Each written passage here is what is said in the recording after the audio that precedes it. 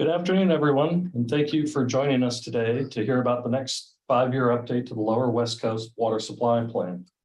My name is Tom Kalisahachi. I'm the Water Supply Planning Section Lead at the district, and I'll be the moderator for today's second stakeholder workshop. This Zoom meeting is being recorded, and within a few days, the recording will be made available to the public.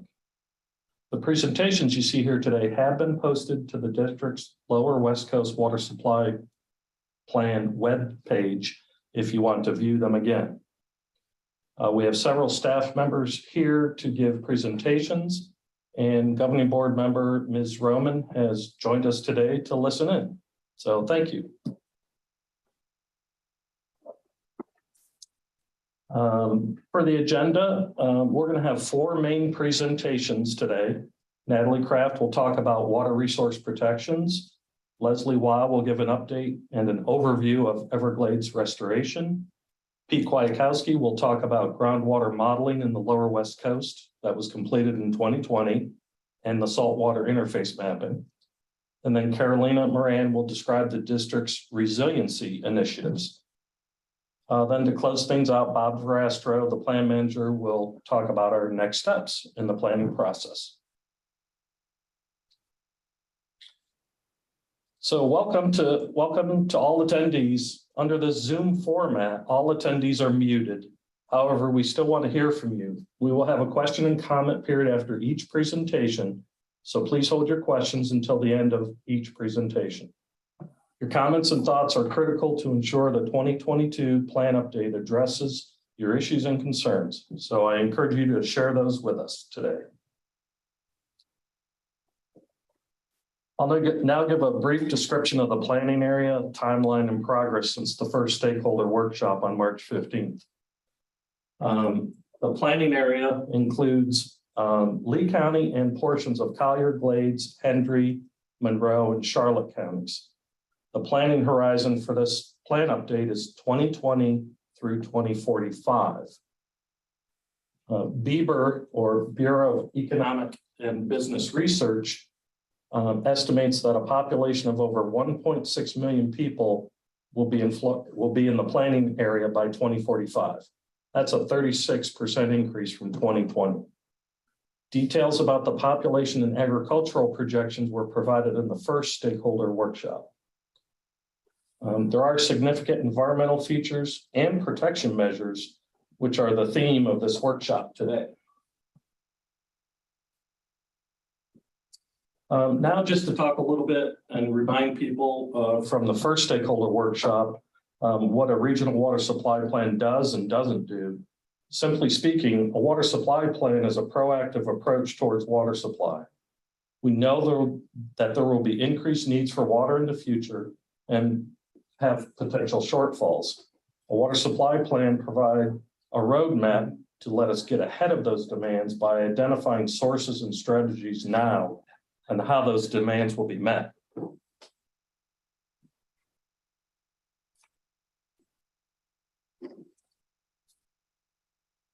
Approval of the plan requires a requirement for local governments to update their 10-year facility work plan within 18 months of plan approval. Moving on to what a regional water supply plan does not do. Although it doesn't establish minimum flows and water levels, those are adopted by rule. The MFL prevention and recovery strategies are included in the water supply plans, and Natalie will provide details about this topic. A water supply plan also does not adopt rules or deal with surface water quality issues. Just briefly, as a reminder, we had the timeline in the first stakeholder workshop, but here we are today on May 25th, the second stakeholder workshop. The third and final stakeholder workshop will be held in September. We'll set that date soon, in the next month or so. And then we'll have 2 governing board presentations in September and for final approval in November. Some of the major efforts that we've completed since our first stakeholder workshop in March We've drafted many of the chapters which are undergoing internal review. We have completed 3 chapters for an early release to allow public comment, and those have been posted on our webpage. Those are the chapters with the asterisks on the slide, chapter 1, 3, and 4. On April 28th, we gave a presentation to the Big Cypress Basin Board, which included an overview of the plan update. We've also had continuing coordination with utilities in the planning area to discuss demand projections and any future water supply projects they're planning to implement. So at this time, I just want to go over a few housekeeping items. I'd like to remind our panelists to remain on mute throughout the presentations. After completion of each presentation, I will have instructions for providing comments and questions. We have a lot of participants. We request that comments be limited to somewhere around 3 minutes if possible. And with that, I think we'll start with our first presentation. Natalie, if you're ready. I am ready. Can you hear me okay? Yes, we can. Great. Good afternoon, everyone. My name is Natalie Kraft. Today, I'm going to begin with a brief overview of 3 tools that we use to protect water resources throughout the district. And then I'm going to go into some specifics about those protections in this Lower West Coast planning area. Next slide, please. So the 3 water resource protection tools I'll be discussing today are minimum flows and minimum water levels, or MFLs, water reservations, and restricted allocation areas, or RAAs. As these are developed, they are adopted by rule in the Florida Administrative Code, and these are legal protections of water that I'm discussing today. I also want to point out that these tools can and often do work collaboratively. More than one tool can be used to protect a water body. For instance, I'll discuss a little bit later that water reservations and RAAs can be part of MFL strategies. Next slide, please. The 3 tools that I'm talking about today protect water for the natural system. And I just briefly want to show you that they are considered during the district's consumptive use permitting process, along with other rules and criteria. You will hear me mention the applicant's handbook for water use permit applications at various points throughout my presentation, as these protection tools are tied to that permit application process. Next slide, please. So I'm going to start today with a discussion on MFLs. The district gets its statutory authority to adopt MFLs from Chapter 373 of the Florida statutes. MFLs are defined in the FAC. They are the point at which further withdrawals will cause significant harm to the water resources or ecology of an area. And significant harm also has a definition, and it's the temporary loss of water resource functions that takes more than 2 years to recover. I also just wanted to add in here that MFLs can be adopted for both surface water bodies and groundwater aquifers. It is a minimum flow or a minimum water level. Next slide, please. This table shows where MFLs and significant harm lie within the district's harm standards. So each level of harm, which is shown in that middle column in black, is linked to the expected impacts and effects to the resource, which is shown in blue on the right, and the circumstances or actions the district might take in response to that level of harm, which is shown in the brown on the left. At the top, you'll see is the no harm level, and this is the level to which the district permits consumptive uses with a 1 in 10 level of certainty. And at the bottom is the serious harm. It's the other extreme, and this is where there's a permanent loss of water resource functions and economic losses to existing legal users. So you can see that significant harm is sort of there in the middle. And again, we set MFLs to avoid significant harm. Next slide, please. Water management districts are required by law to adopt recovery and prevention strategies for MFL water bodies that are not currently or expected to meet the MFL. So if the water body is not meeting the MFL at the time of adoption, then a recovery strategy is developed to reach that MFL as soon as practicable. And if the water body is meeting the MFL at the time of adoption, but is not expected to meet it in 20 years, then we develop a prevention strategy, and that prevents the flow or the level from falling below the MFL. Among the state's water management districts, the SFWMD is unique in that we actually adopt recovery and prevention strategies simultaneously with MFL adoption for all water bodies, even if the water body is currently meeting the MFL at the time of adoption, and there's no reason to believe it won't in 20 years. I also want to clarify here that recovery strategies are designed to recover the water body to the MFL as soon as practicable based on the existing condition of the water body at the time of MFL adoption. So this is different from a project restoration strategy, which is aimed at restoring the water body to an improved future condition. So this is a recovery strategy, not a project restoration strategy. Next slide, please. So the district has adopted 9 MFLs to date, and they cover more than 6 million acres. The dates that you see after each water body name is the year of MFL adoption. There are 5 MFLs with prevention strategies and 4 with recovery strategies. And the 2 that I'm going to talk more about today that are within the Lower West Coast planning area are the Lower West Coast Aquifers and the Kalisahachi River. The Everglades and Lake Okeechobee MFLs do have some influence on this planning area. Lake Okeechobee is there at the border, and the Everglades does come in at the southern end of this planning area, but they are more fully encompassed within the Lower East Coast, and they are addressed in detail in the Lower East Coast water supply plans, so I won't be discussing them further today. Next slide, please. So the MFL for the Lower West Coast Aquifers was adopted in 2001. It covers portions of the semi-confined Lower Tamiami, Sandstone, and Mid-Hawthorne aquifers. The 2 main water resource functions for these aquifers are water supply and also structural support to the overburden.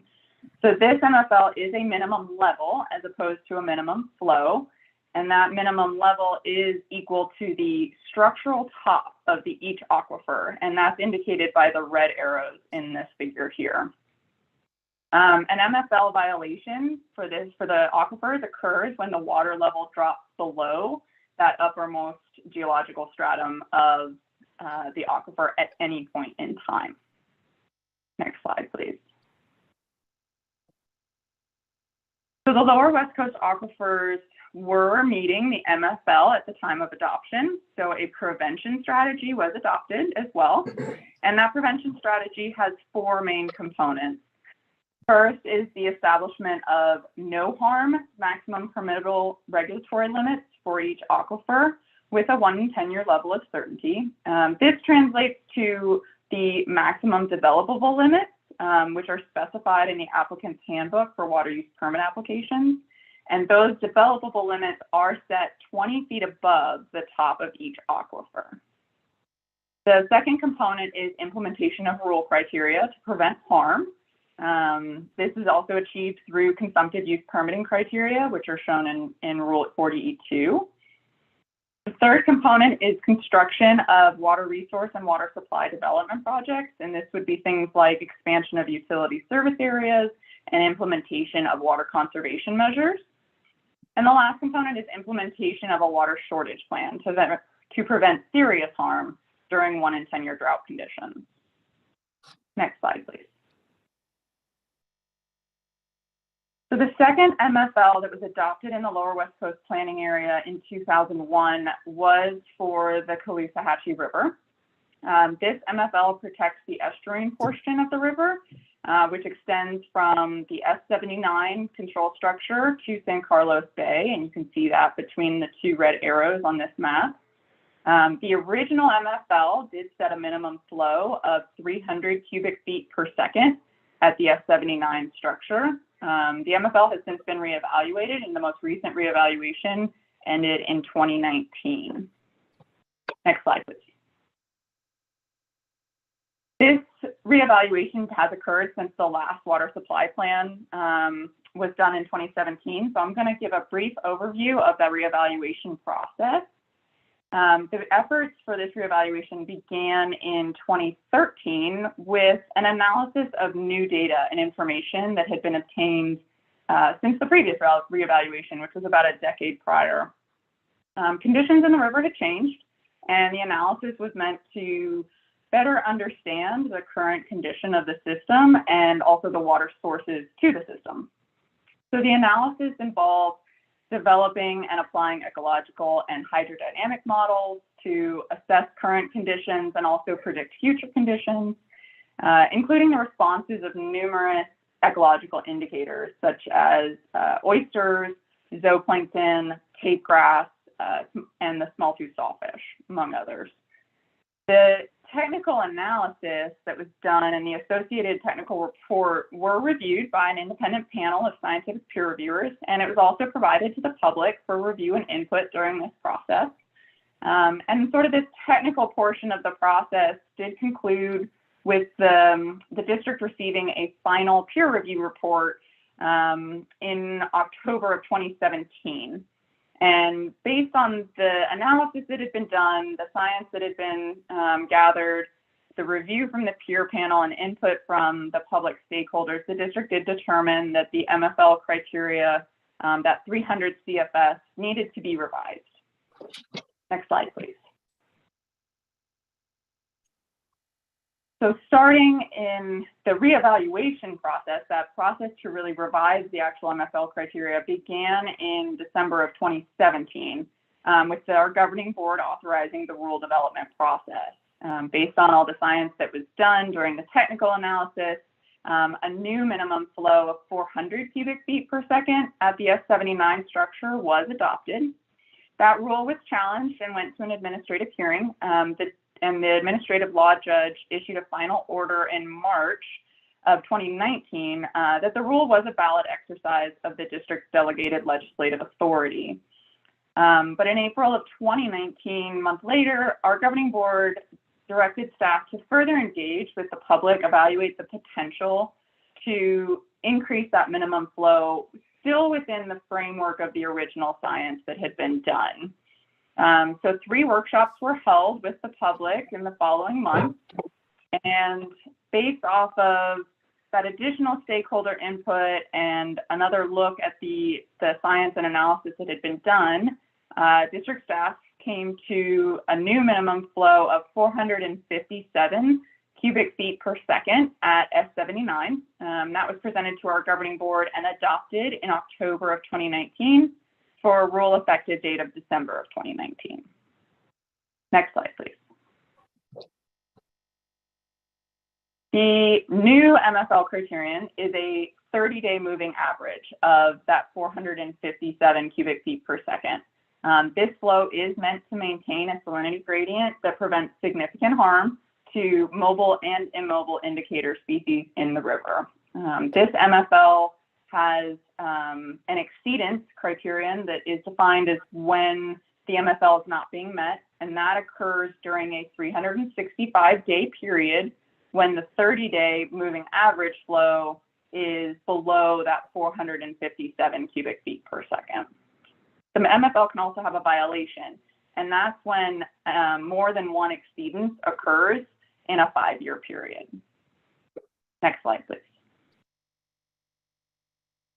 So the river was not meeting its MFL at the time of adoption, therefore a recovery strategy was adopted.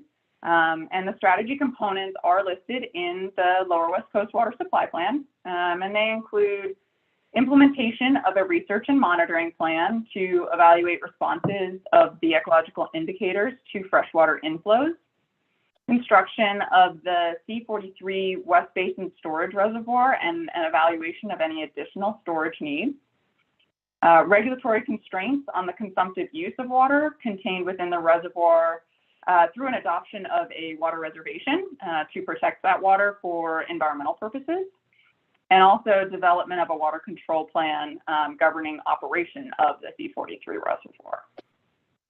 Next slide, please. So the next category of water resource protection tools I'll discuss is water reservations. A water reservation sets aside a quantity of water for the protection of fish and wildlife or for public health and safety. Any water that's been reserved in a rule-adopted water reservation cannot be allocated for consumptive use. However, existing legal users, those that already have consumptive use permits, they are protected and can continue as long as they're not contrary to the public interest. Water reservations, oh, no, too soon. Thank you. Water reservations are one of the ways that we also can meet the protection criteria to protect project water under the Comprehensive Everglades Restoration Plan, or SEARP. SEARP is a federal-state partnership to restore the Everglades, and the district is required to legally protect SEARP project water from consumptive use prior to executing a cost-share agreement with the Army Corps of Engineers to actually construct the project. So water reservations are one of the ways that we meet that criteria. And also water reservations, as I mentioned earlier, can be used as part of an MFL recovery or prevention strategy. So an example of this would be that last slide where I mentioned that the C43 Reservoir Water Reservation is part of the Kalisahachi River MFL recovery strategy. Next slide, please. I also just want to point out quickly here what water reservations are not intended to do. So they do not prevent the use of unreserved water or water that is already allocated under consumptive use permits. They don't establish any operating regimes or drought-proof a system. And they also don't ensure that there's going to be an increase in wildlife populations or distribution. Next slide, please. The district has 7 water reservations to date. They cover approximately 356,000 acres. There are 3 within the lower West Coast planning area that I'll discuss today. The Picayune Strand, which you can see in kind of the red color, Fakahatchee Estuary in the green just below Picayune Strand, and the Kalisahachi River C43 West Basin Storage Reservoir, which is the very small light green with the much bigger label next to it. Next slide, please. I'm actually going to start with that C43 Reservoir Water Reservation because it does relate back to that MFL I just discussed. So this water reservation was adopted in 2014 as what we call a prospective reservation, meaning the water will be available when the reservoir is built and operational. The water to be reserved is all the water contained within and released from that reservoir. And the reservoir is a SEARP project. So adoption of this water reservation by rule was a necessary step prior to executing that cost share agreement between the district and the Army Corps of Engineers. Because this is a SEARP project, I'm gonna allow Leslie Waugh, who's gonna talk about the details of both this project and some other SEARP projects later. Next slide, please.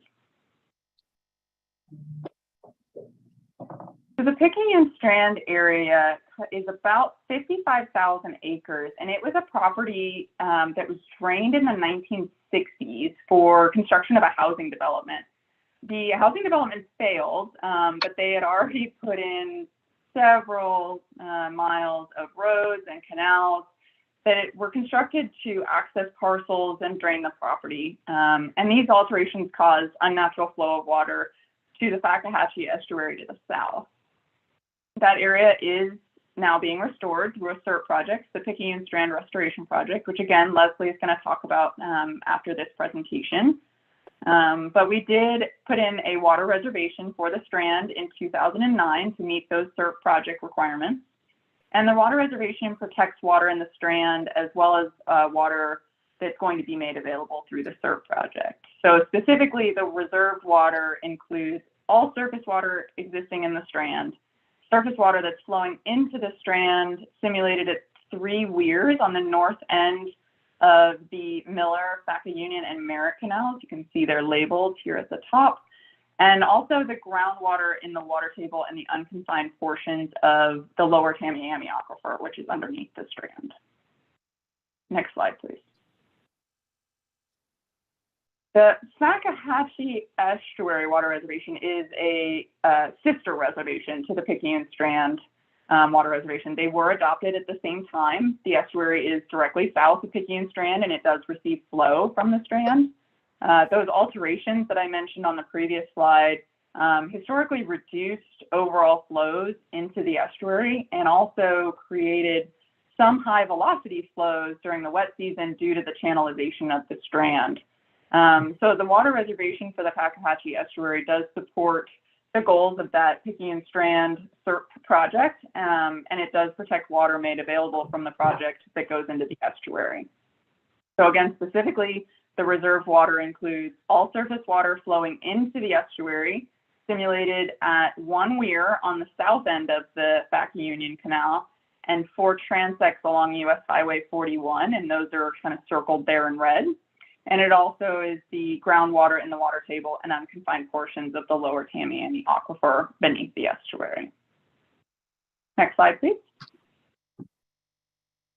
So the third and final category of water resource protection tools that I'm going to discuss today is restricted allocation areas, or RAAs.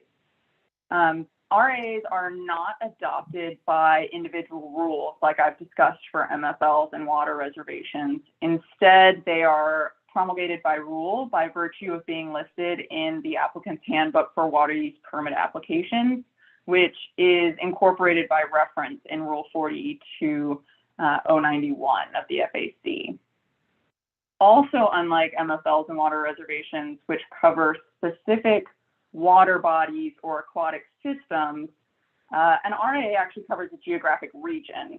And within that geographic region, new or increased water allocations are restricted. So existing allocations are protected up to a specified baseline condition for that area. RAAs are implemented for a variety of reasons. They include where water needs of the region aren't being met or they're not expected to be met in the future. That's something that we may see as part of this planning process. They're also put in place to protect water for natural systems or for restoration projects, such as those SEARP projects. RAAs are one of the ways that we can meet that SEARP requirement of protecting water for projects. And also they can be part of MFL recovery or prevention strategies. Next slide, please. The district has adopted 8 RAAs to date, and the most recent RAA is actually going to become effective in a few weeks here in June of this year. The RAAs, as you can see, were one of the first water resource protection initiatives in the district. Some of these are dated back to 1981. And portions of 2 of these RAAs are within the Lower West Coast Planning Area boundary. And that includes the Lower East Coast Everglades water bodies and Lake Okeechobee and the Lake Okeechobee service area. Next slide, please. So as you can see here, there are those portions of these 2 RAAs that are within this Lower West Coast Planning Area. However, the majority of these RAAs are actually within the Lower East Coast Planning Area, and that's where they are discussed in detail, is in that Lower East Coast Water Supply Plan. So I'm just going to touch on them briefly here because they do have some impact to this area. Both RAAs limit water allocations within their boundaries up to that specified baseline condition. For the Lake Okeechobee RAA, that base condition is water uses that occurred between April of 2001 and January of 2008. And for the Lower East Coast Everglades water bodies, that base condition is water uses permitted as of April of 2006. The details of these RAAs and their base conditions can be found in the applicant's handbook for water use permit applications, as well as, again, in that Lower East Coast Water Supply Plan. Next slide, please. So that concludes my presentation on water resource protection tools for today, and I'd be happy to answer any questions.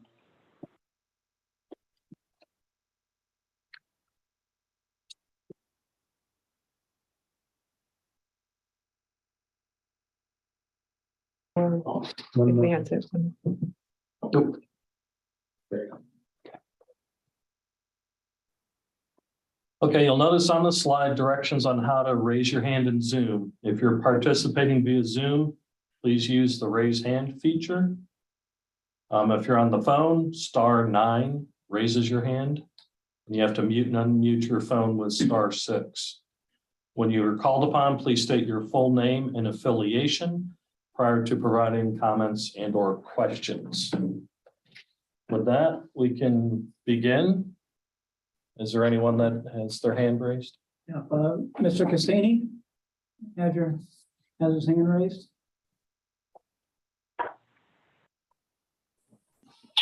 Yeah, hopefully I'm unmuted. Can you hear me okay?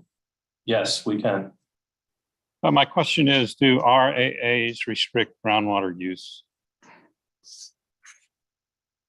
They can. So we have just finished developing a new RAA in what is actually the lower East Coast. It's over here in Palm Beach County, and it will be protecting a region around the future C18 West reservoir. That reservoir is going to have ASR wells associated with it. And so we needed to make sure that those ASR wells and the water that we're going to store underground is protected. So we do have RAs in place to protect that groundwater area so that there's not a use that comes in, farther away from the reservoir, but still looking into the groundwater that could affect our storage area. So yes, we do have RAs that can protect groundwater. If I could rephrase my question, do have RAAs protected or restricted groundwater use in the past, specifically in LOSA?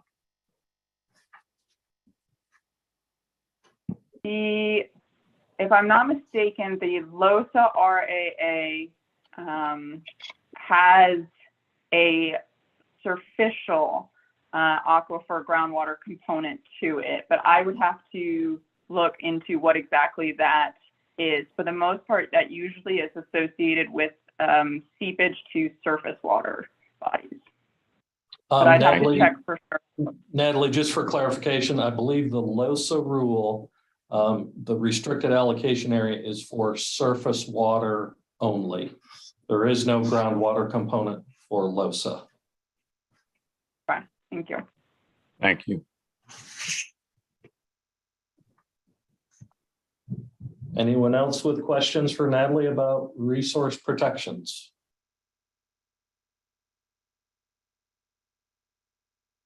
Okay, we have no hands raised and a full agenda, so I think we can move on from here.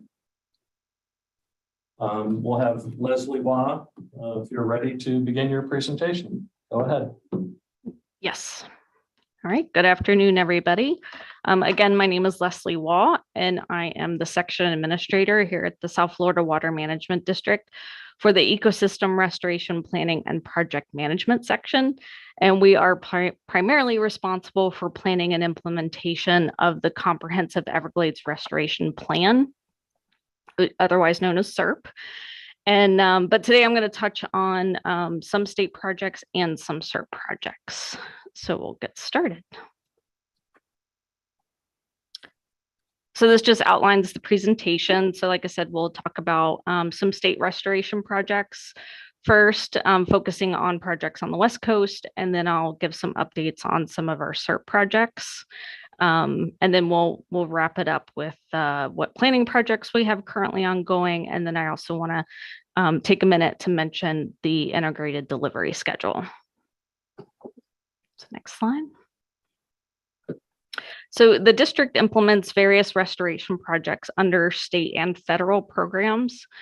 So there are state-led projects by the district, and those, maybe names that you are familiar with, such as Restoration Strategies Program, which has some of the stormwater treatment areas and flow equalization basins south of the lake, or the Northern Everglades and Estuaries Program, which we do dispersed water management and other projects north of the lake. And then we also have our federal projects that we implement with our federal partner, the U.S. Army Corps of Engineers. And those projects are under the South Florida Ecosystem Restoration Program umbrella, and that's where SEARP falls in. And then we also have non-SEARP projects, such as foundation projects and other names you might have heard before.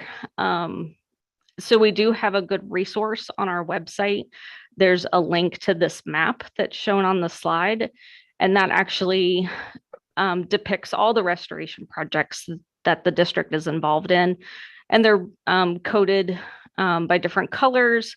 And this is a good resource that's updated periodically with the status, current status, whether the project's in design or construction or complete. So I wanted to provide that link so that you have a good resource that you can go to look at all of our resource project or restoration projects that we're involved in. And in the next few slides, I'm just going to touch on a few specific projects. Next slide. And so first we'll talk about some of the state restoration projects, and we'll focus on those on the West Coast. So here is the Lake Pucci Storage and Hydrologic Enhancement Project.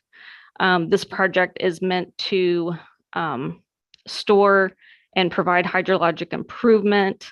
It captures excess water from the Kalisahachi River and stores it and redistributes it into Lake Pucci, and does provide some water quality improvements. There are 2 phases to this project. Phase 1 is already operational, and that's kind of the orangey beige shaded area that says phase 1 FEB. So like I said, that's already in operation and is about 700 acres. And then we have phase 2, which is the blue shaded area. And that part of the project is in design. And that's going to add about 2,400 acres of additional project area. And we expect the construction to be completed in December 2025 of that additional area. Next. The next project is Boma. It's the Boma Flow Equalization Basin, or FEB. And this project also captures and stores excess flows from the Kalisahachi River and also provides water quality improvements. And it has the capacity to store about 6,500 acre feet of water. And this project is currently in design, and construction is expected to be completed in December of 2025. Next. So also along the C43, or the Kalisahachi River, we have the Kalisahachi C43 Reservoir. This is a water quality component that will work in conjunction with the reservoir that we're building under SEARP. So this is the result of a feasibility study that was completed in 2020, and it will include an inline treatment with alum to improve water quality, and this will be operational when the reservoir is complete. Next slide. And then this is the last project under our state projects that I'm highlighting today. So this is Southern Crew. So this was an ecosystem restoration project that was completed in 2018, and it restored over 4,000 acres of wetlands. And we did this by removing roads, backfilling canals and ditches, and degrading barriers to sheet flow. And for this project, we are currently monitoring for success.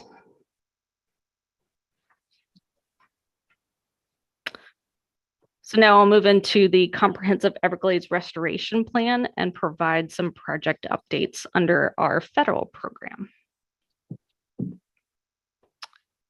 So one of our larger SEARP projects as far as area goes, this is the Central Everglades Planning Project. It goes from Lake Okeechobee all the way down to Everglades National Park. And since it is so large, it is divided into 4 phases. So we have the SEP EAA, or SEP Everglades Agricultural Area phase. We have SEP North, SEP South, and SEP New Water. And so they each include different water features or components that help capture excess flows, so to move more water from Lake Okeechobee south So we can store and treat that water and then continue to move that water to provide additional restoration flows into the greater Everglades. So into the water conservation areas, down to Everglades National Park and even Florida Bay. So this is with our federal partners. So the components are divided up. Some are being designed and constructed by the district. Some are being designed and constructed by the Army Corps. All the projects, all the phases are in design.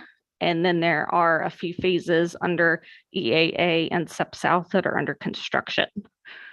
So, and one to point out that's a big one, our stormwater treatment area. It's called the A2 STA, or under the EAA phase. That one is under construction by the district. It's where you see the picture of the EAA STA inflow outflow canal, and that is expected to be complete the end of 2023. Next slide. This is the Lake Okeechobee Watershed Restoration Project. So this project is currently in the planning phase. We're finalizing the planning with the development of the project implementation report. But the district is moving out on implementation of some of these features under the parts of the aquifer storage and recovery components, or the ASR. So this project provides water storage through the ASR wells and also restores wetland habitats. And it includes 2 wetland restoration sites totaling nearly 6,000 acres. And we anticipate the authorization of this project in WRDA 22.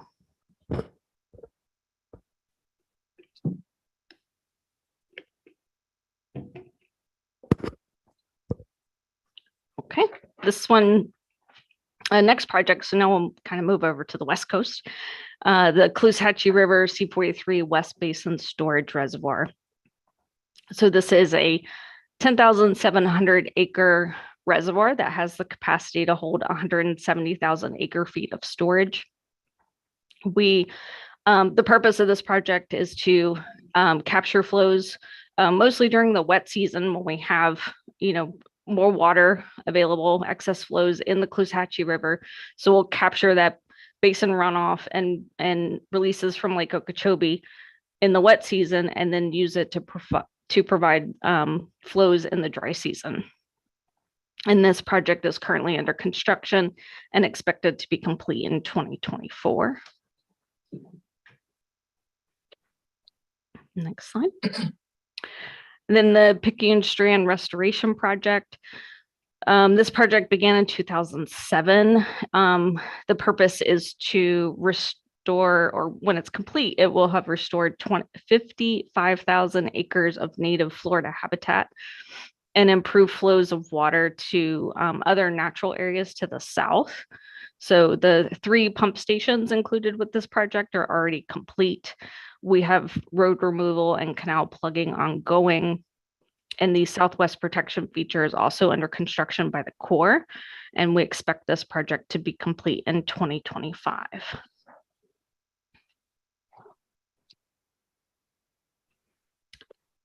And then the Western Everglades Restoration Project. So this is also one of our current planning projects. And we're also in the process of finalizing the tentatively selected plan for this project. So still in planning. And this, like the name mentions, it's located west.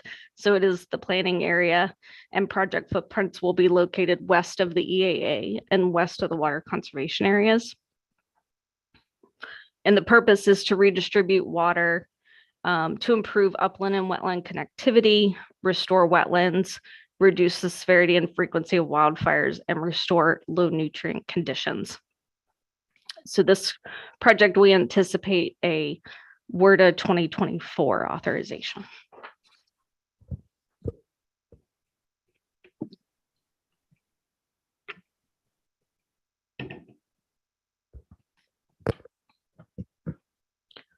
So I mentioned 2 of our ongoing planning projects, the Lake Okeechobee Watershed Project and Western Everglades.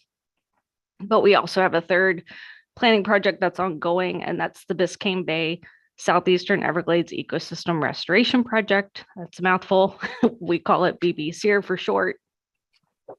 And that one is focused on the Southeast Everglades and model lands and to benefit Biscayne Bay. So next slide. Sorry, 1 second. Sorry. And this slide, I just wanted to touch on the integrated delivery schedule. So this is a great tool if you're interested in our schedules, our implementation schedule for SERP and some non-SERP projects. So we do update this every year. And it shows you who the lead agency is on design and construction and when those projects are expected to be complete. And the website to find the IDS is located on that slide. Next slide. I think that's it. All right. Okay, thank you, Leslie. Does anyone have any questions for Leslie about her presentation? If you do, please raise your hand using *9.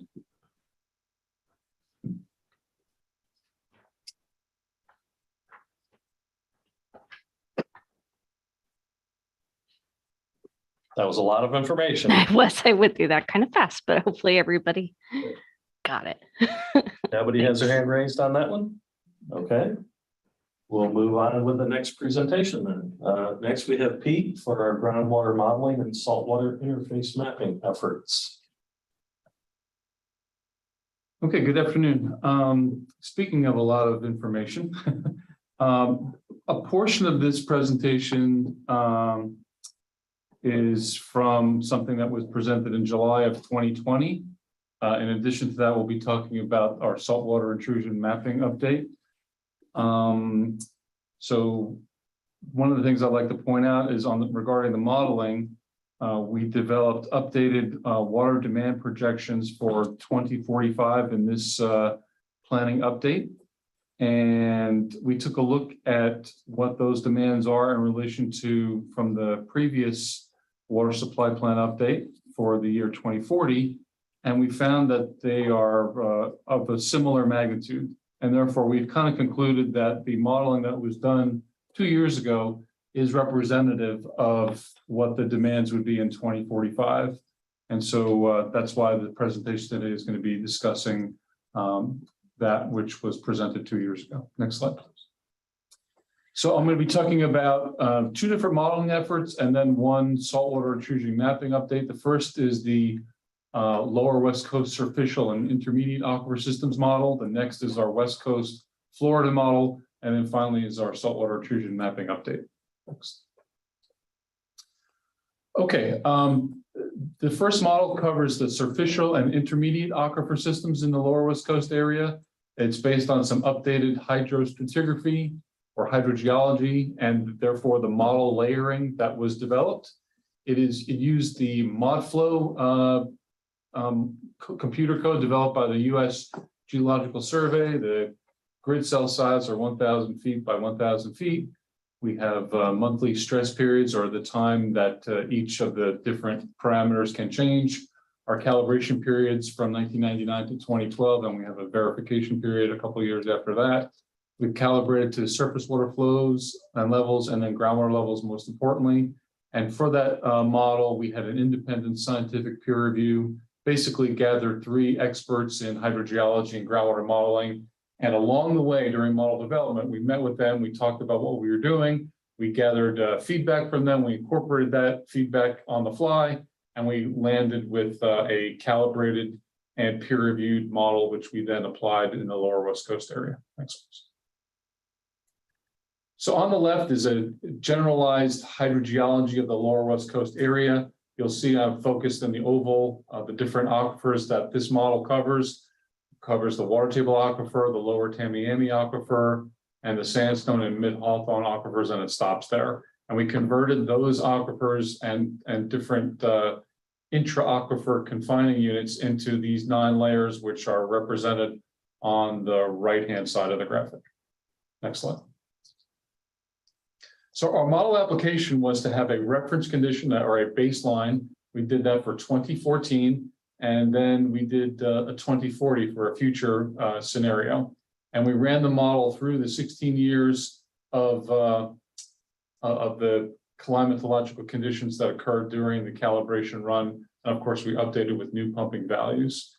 And so in those instances, we included the water demands from each of the different use classes, including public supply, agricultural, recreational, and domestic self-supply. And we did that for the 2014 condition, as well as the 2040 future condition as well. Next one.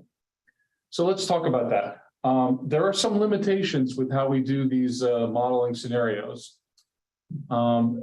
Normally, on the right-hand side, you will see a growth in the water demand over the planning horizon. So on the example here, there's 606 million gallons per day in year one. And normally over time, you would have growth, population growth in water usage. And over the 15 or on this graphic, a 15-year planning horizon, it would grow over time. And we can't do that in model world.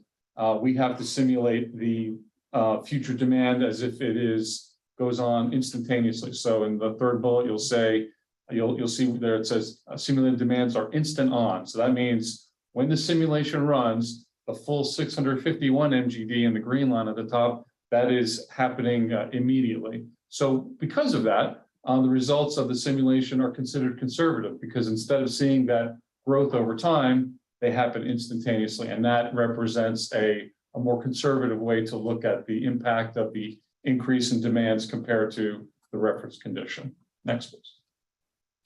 So what are some of the limitations of our modeling effort? Well, as you saw, the model covers a very large area. So we call that a regional model. It may not capture all the local variability in the aquifer properties that exist. Because the cells are 1,000 foot by 1,000 foot, you could see different variations in the tops and the bottoms or the materials of each of the different aquifers. And we can't possibly capture all of that local heterogeneity. So that's a limitation.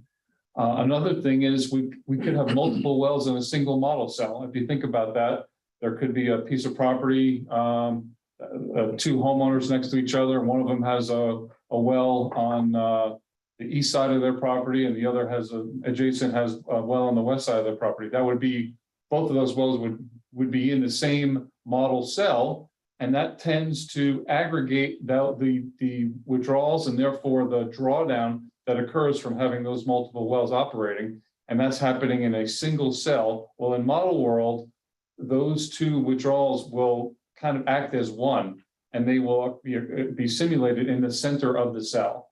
And that tends to exaggerate the drawdowns that occur in any particular cell, probably more so than happens in reality. So again, that's sort of a conservative way to look at the withdrawals that are happening. And then finally, these are regional model results. They should be considered in the context of this being an overall planning tool. It's not designed to look at, things that are very local scale, and they certainly should not be taken as absolutes. They are a mechanism for us to identify problematic areas where we need to do additional monitoring or build new facilities, just as a way that we can look at the results to figure out if there are some problematic areas that we need to address in the course of the planning exercise. Next, please. This is a graphic that shows all of the pumping wells in the lower West Coast and the particular aquifers that we're talking about. And it's color coded. And on the right, you can see the various aquifers and the color codes. So from this, you can see that the vast majority of the pumping in the lower West Coast is coming from the purple, which is the lower Tamiami aquifer, and that represents upwards of 40% of the total pumped in the 2014 reference condition. And one of the things that I think is important to point out here is that the different aquifers are permeable and they produce water in different geographic areas. And that's why you'll see the purple in the lower Tamiami. It's sort of in one generalized area that cuts across Lee, Collier, and then into Henry County. And then there are other areas where the lower Tamiami is not relied upon. And that's because there are other aquifers that are more, perhaps the water quality is a little bit fresher, or perhaps the aquifer yields more water, and it makes more sense for a driller to install a well into that particular aquifer. And then finally, in the northwest portion, you can see in the red is the mid-Hawthorne aquifer. We'll be talking about that a little bit more. Next slide. So this is a graphic representation of the public supply well fields, and we're presenting here their current allocation in the column immediately from the left, the 2014 demands, the 2040 demands, and then on the far right column, the difference. And one of the things you can see here is that the magnitude of the change from 2040 to 2014 for these public supply utilities is rather modest. I mean, most of them are upwards of plus or minus 2 MGD or 2 million gallons per day compared to their work to 2014. And over a 20-year planning horizon, that's a very modest type of an increase. One little exception there is that for the city of Naples, it's a 6 MGD increase for that particular one that's highlighted in the red oval with the arrow. But other than that, the increases are modest. And that's actually by design, because we've identified that the superficial and intermediate aquifer system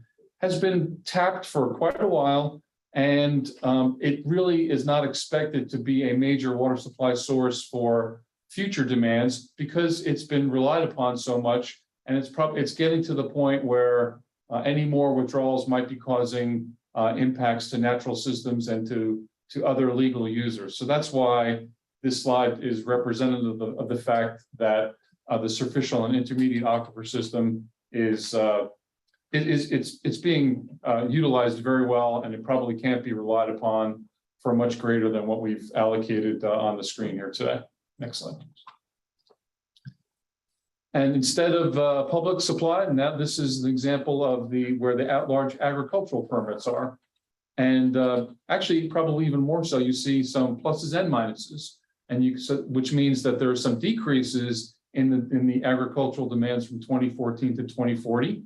And there's a couple of places where it increases, but there's just as many, I think, that have a decline. And so that's representative of the fact that agricultural usage from the 2014 to 2040 is very modest or actually declining a little bit.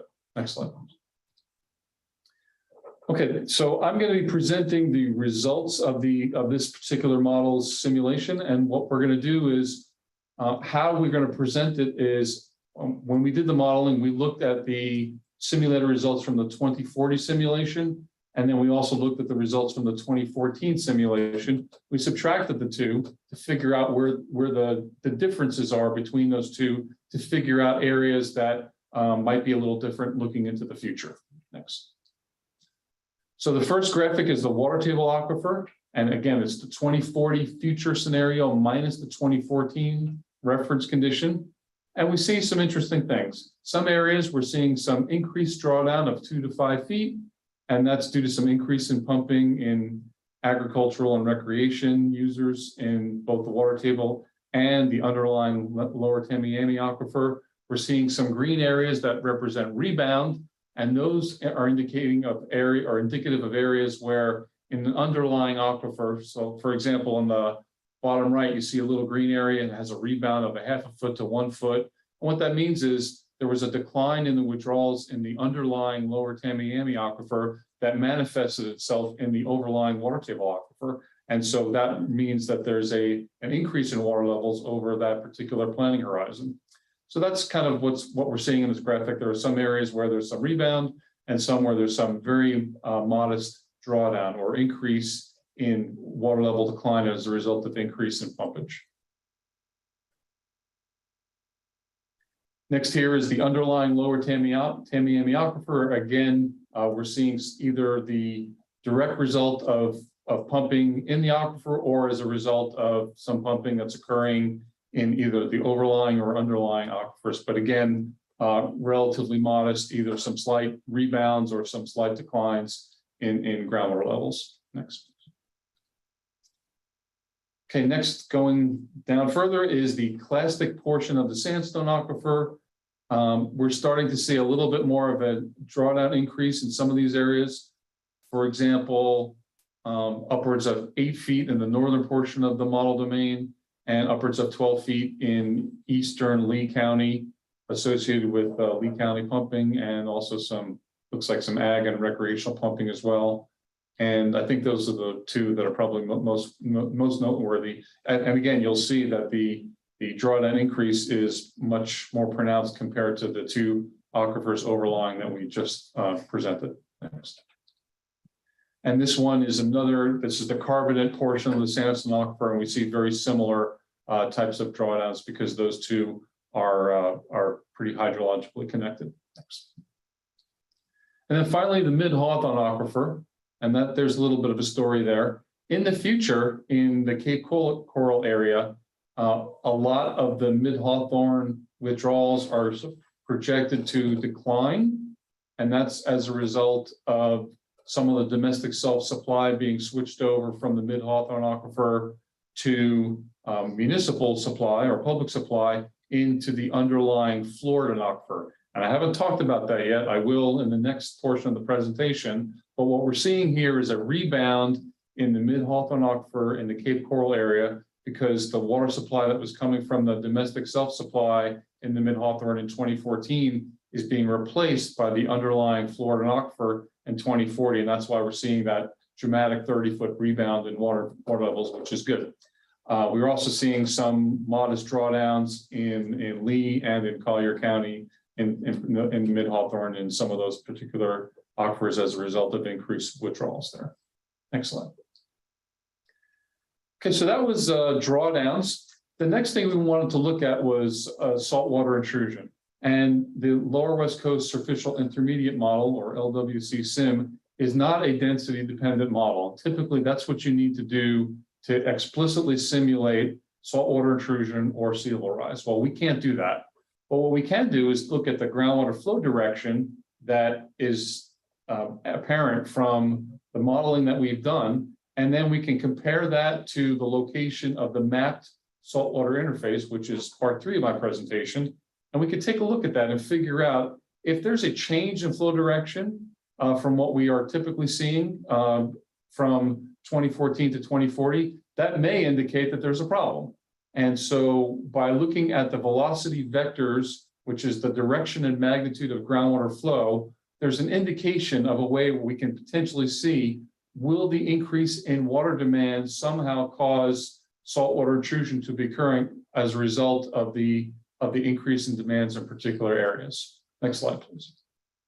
So here's an example of Bonita Springs in the lower Tamiami aquifer. And each of these little features there are arrows or velocity vectors, and they represent the direction of groundwater flow and also the magnitude of groundwater flow. And the good news here is that the directions are pretty much the same from 2040 to 2014, and also the magnitude is pretty much the same. And that seems to indicate that we're not going to be getting large-scale increases in saltwater intrusion as a result of the change in the water demands from this particular utility. And before I even looked at the graphics here, I took a look at the increase in groundwater withdrawals between 2040 and 2014. And you'll see for Bonita Springs, for example, it's a very modest 1.95 or less than 2 million gallons per day, for that 20-year period. So because of that, I wouldn't have expected that we would see large-scale changes in the groundwater velocity vectors as a result of that relatively modest increase. So the good news here is that the model pretty much confirms what my suppositions were beforehand, was that because it was a modest increase, we would not expect to see large-scale changes in the size of the velocity vectors, nor that they would flip from the direction of typically going from inland to discharge along the coast. We really don't see that to any great extent. And so therefore, not expecting that. The results here indicate that we're not seeing anything related to saltwater intrusion that's as a result of the increase in demands. It doesn't mean that saltwater intrusion is not occurring. In fact, it is, but we're not seeing any increase in saltwater intrusion as a result of the increase in the water demands in the Bonita Springs area in the lower Tamiami aquifer. Next, please. So next is the Golden Gate lower Tamiami well field.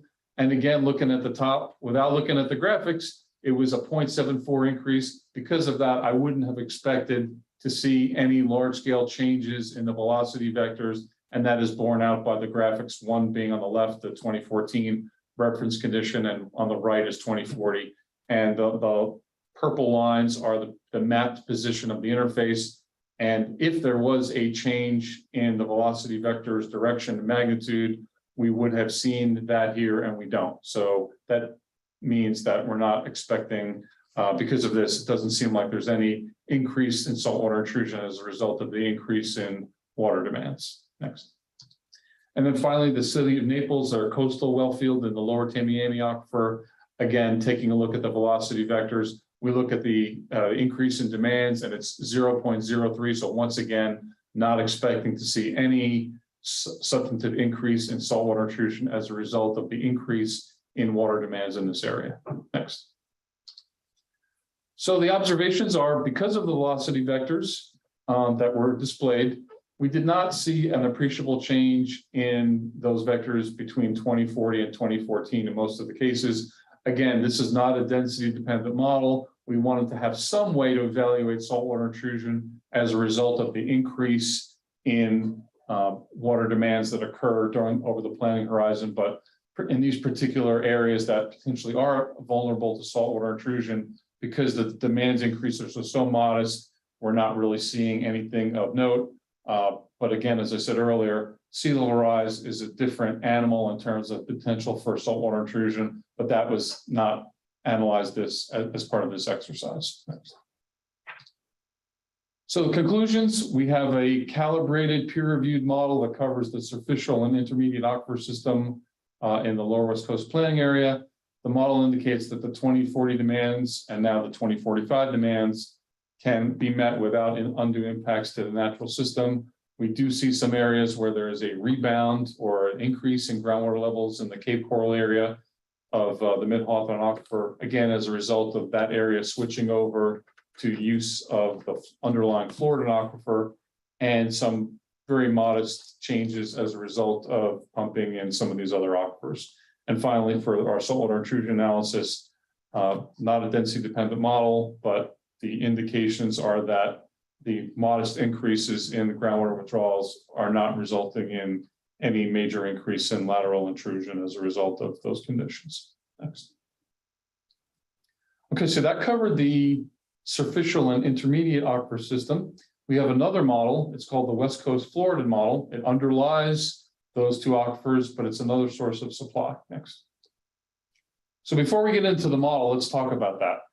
The Florida aquifer system is an alternative water supply area or aquifer that has been used very successfully in the lower West Coast area over the last 20, 30 years, whatever it is. There are currently 14 facilities that have the capacity of pulling 120 MGD, but in those cases, because it's a brackish water quality, that water has to be treated by reverse osmosis to remove salts. And we are projecting there's an increase in the development and use of the Florida aquifer to meet water demands through 2040 and 2045 in the lower West Coast planning area. So I wanted to point out that this is a source of alternative water supply for the lower West Coast. It has been used successfully for quite some time, and it will continue to be relied upon to meet the future water demands of the lower West Coast planning area. Next. So now with that backdrop, let's talk about the West Coast Florida model. It's also developed from a USGS or US Geological Survey computer code. This one is called CWAT. It's very similar to ModFlow that the lower West Coast model was based on, but this one is a density dependent model. So it allows for the simulation of variable density fluids like the brackish aquifer that is contained within the Florida aquifer. Period of record is 1989 to 2012. We have monthly simulation periods just like in the other model. The cell size is a little bit bigger. It's 2,400 by 2,400. And we're calibrated this time, not just to water levels and flows, but also to water quality. And by water quality, I mean total dissolved solids, because that is the part that represents variable density. It's not water quality like phosphorus or nitrogen or any other things. It's specifically related to the salinity of the water. Next.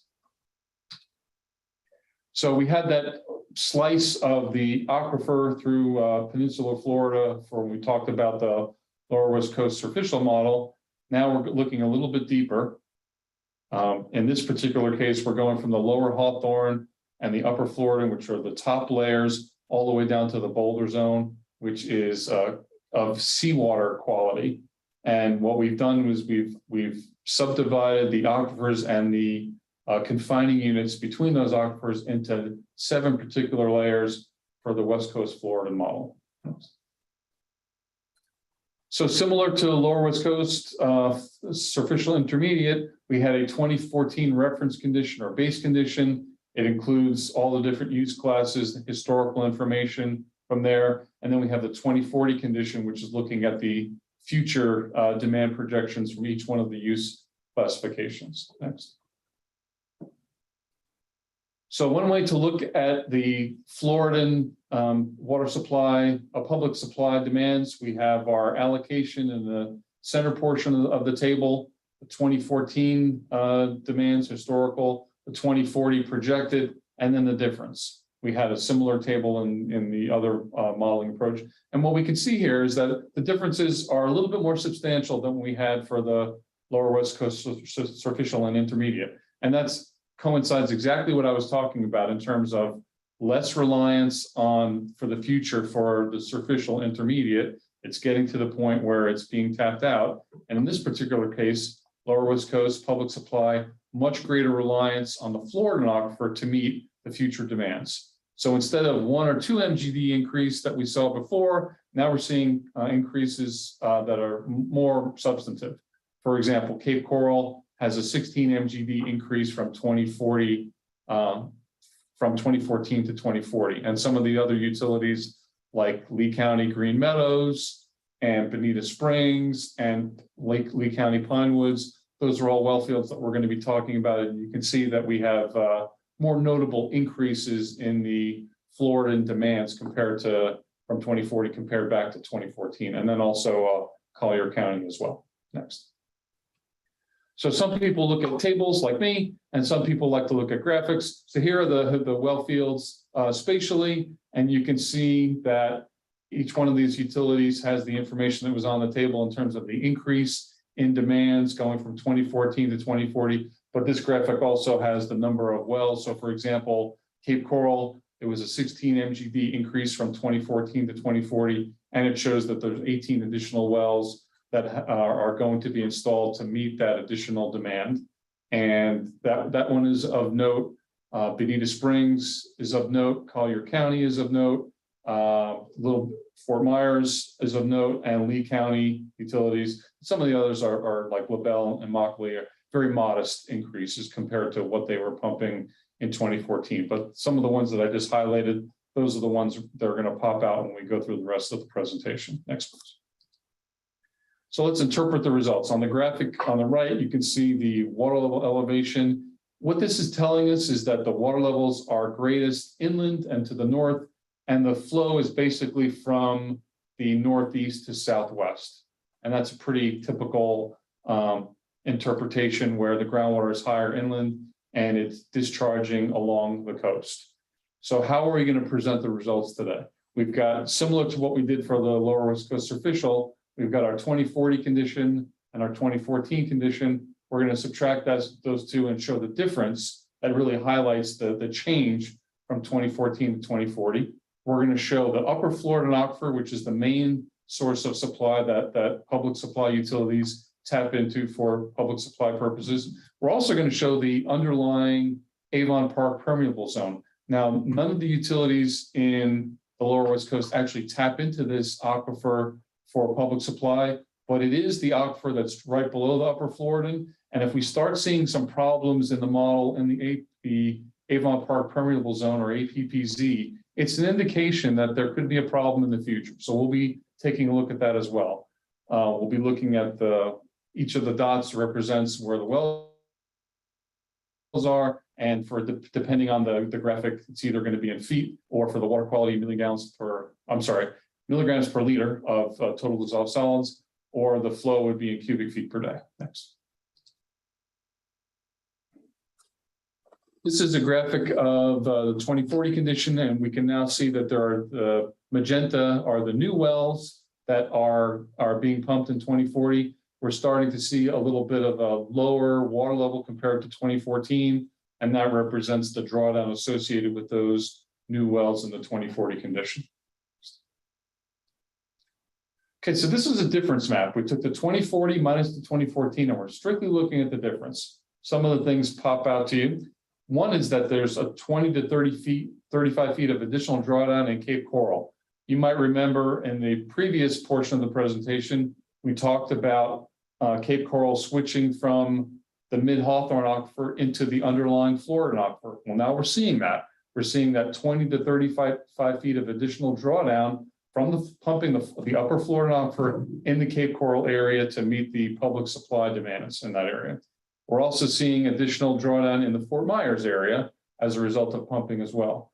And then finally, the Lee County Pine Woods well field, that's an additional drawdown upwards of 40 feet, and in some areas as much as 68 feet as a result of the pumping in that new well field in that area. Next. So those were difference maps, which represent the drawdown. Also, this represents we talked about the velocity vectors in the previous portion of the presentation. This is presenting the same type of information, but this time in the Florida aquifer. And we can see that there's some increases in horizontal flow from the northern portion of the model domain towards some of the well fields that are now pumping: Lee County North well field, Fort Myers well field. We're starting to see some velocity vectors moving from the coast inland in the vicinity of Bonita Springs. And that's actually indicative potentially of saltwater intrusion in the Florida aquifer coming from offshore inland. And this is looking strictly from the velocity vector perspective. We're going to look at the water quality in future slides and see what that potentially means. So hang on. And then we also see an increase in horizontal flow toward the Green Meadows well field. That's coming from inland toward the coast, towards the well field, and that's indicative of the drawdown associated with that increase pumping in the Lee County Green Meadows well field. And then finally, some increase in horizontal flow from the southeast towards some of these well fields that are now being pumped. Thank you. Next. So we talked about the drawdown, we talked about the velocity vectors. Now let's talk about the water quality difference. And that's the benefit of this CWAP model, that we can actually take a look at changes in water quality, in particular, total dissolved solids over time. Again, we're looking at the 2040 condition minus the 2014 condition. And what do we see? We see a degradation or a decline in water quality for total dissolved solids in Cape Coral, which is in that gray. If you look at the legend, the gray represents a degradation of water quality of 200 to 500 milligrams per liter of total dissolved solids in Cape Coral and Lee County North.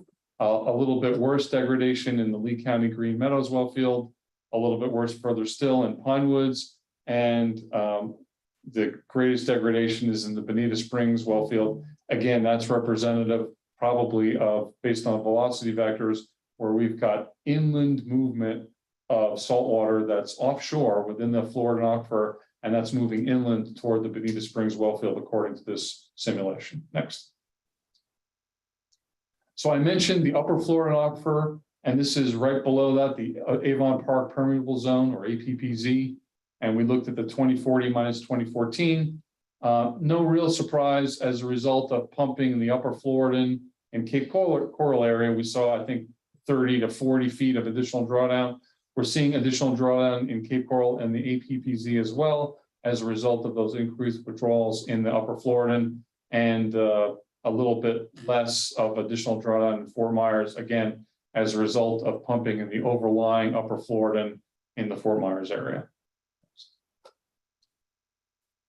Once again, looking at the velocity vectors, we can see some increase in horizontal flow from the north, and also from the east toward the Green Meadows well field.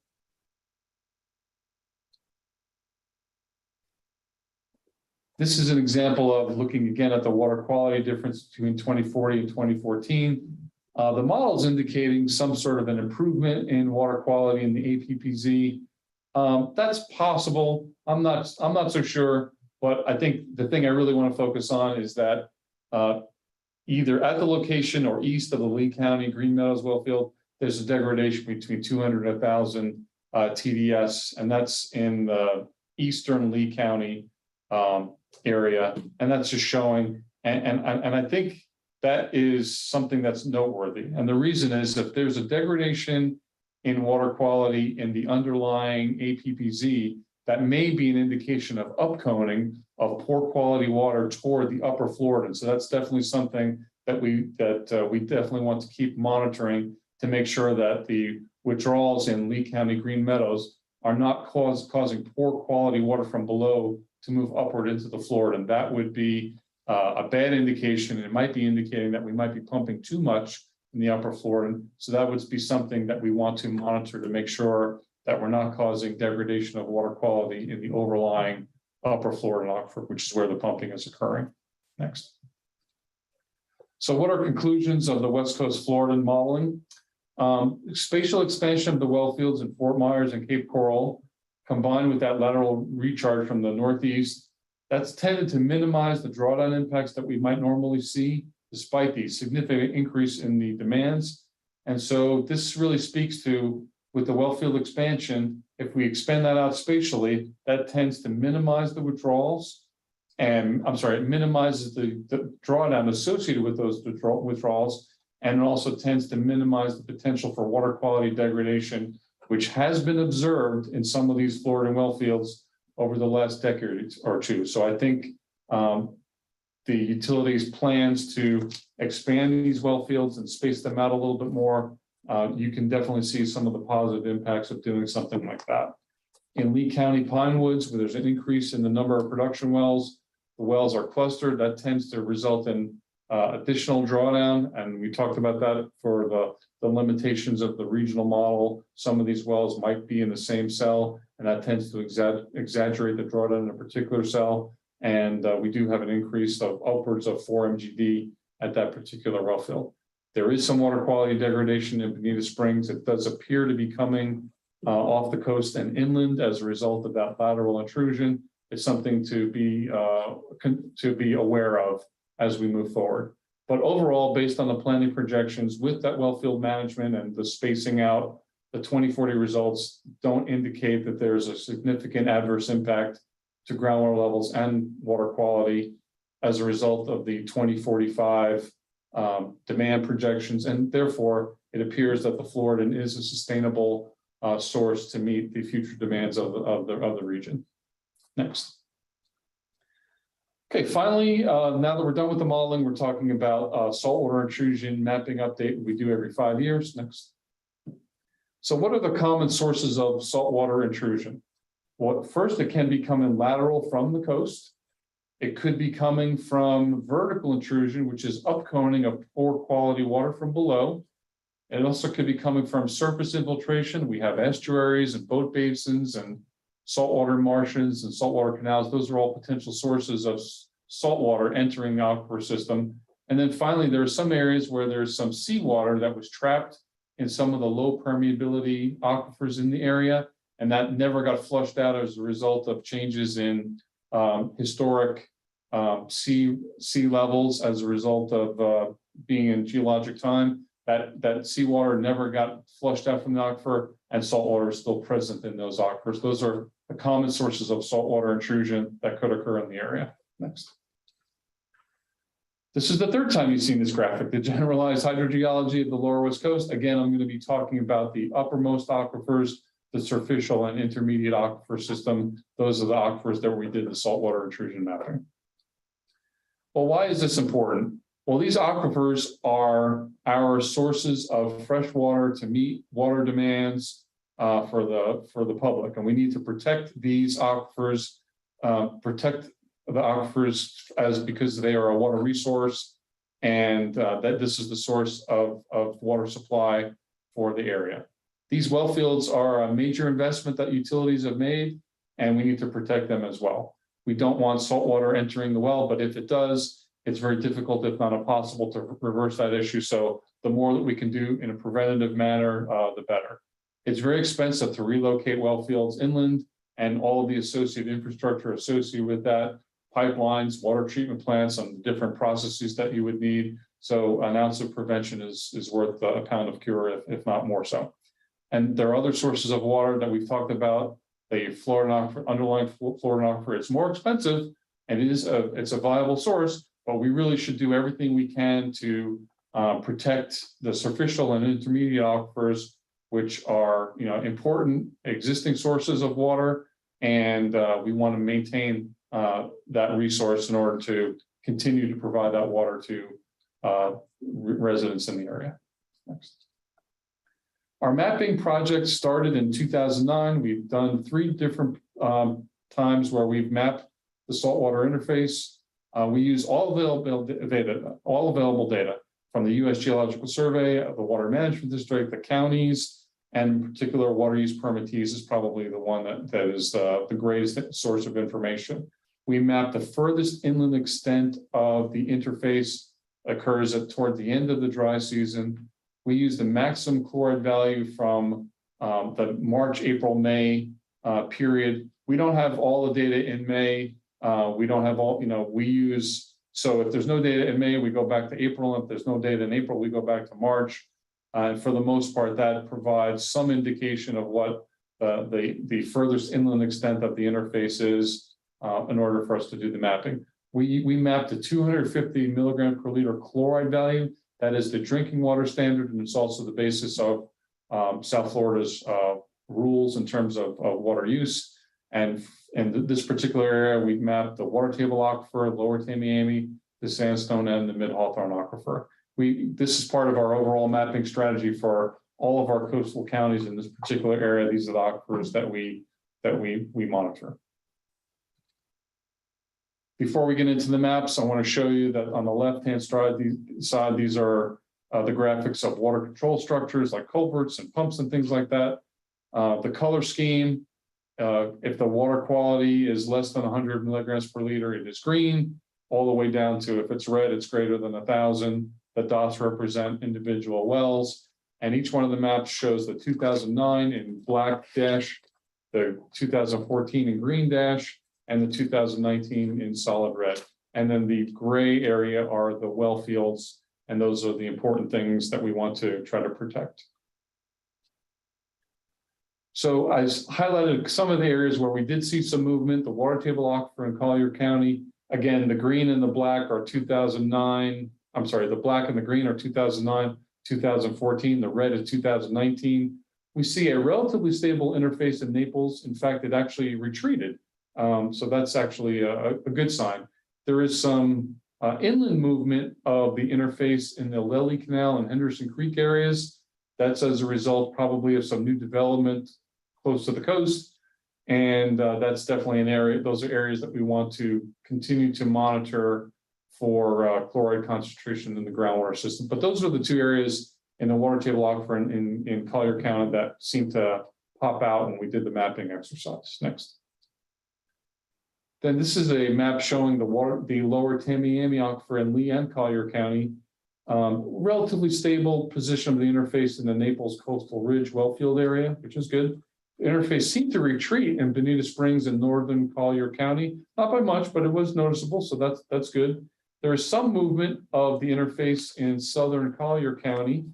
And then the graphic here is a well that showed water quality over time. This is an example of again, I talked about potential sources of saltwater intrusion. This is an example of, it's pretty far inland, example of relic seawater that never got flushed out from the aquifer. And we can see that there is actually a decline in the salt content in that particular well over time. But it's relatively close to that gray area, some of the well fields that are in the area. Next. So what are some of the conclusions? There is some noticeable inland movement as a result of the 2019 mapping exercise in the Lily Canal and Henderson Creek areas. I think that was a result of development. Now that that's been completed, as long as the withdrawals are not significant, I'm hoping that some of that movement might retreat back toward the coast, but we will see. There is some areas where the interface actually retreated, which is a good sign in some areas of northern Lee and southern Collier counties, but it did advance somewhat in southern Collier. The interface is dynamic. You know, we're doing our mapping exercise towards the end of the dry season. The wet season comes around, the interface definitely moves. And it's a result of a lot of different things: well field pumpage, reclaimed water use, some tidal influences, sea level rise as well. And so that's why we need to continue to do monitoring and mapping to make sure that we're keeping track of the interface so that we can respond accordingly. Saltwater intrusion is occurring. It's really emphasizing the importance of continued monitoring, both laterally and vertically, and wellfield management in order to maximize use of the resource and protect the resource. And finally, there could be some areas where a localized additional monitoring may be warranted as a result of particular projects or particular permits that have come online. And we would need to do that to make sure that we're protecting the resource and the well fields as well. These are the locations for anyone that wants to pull the maps from 2009, 2014, and 2019.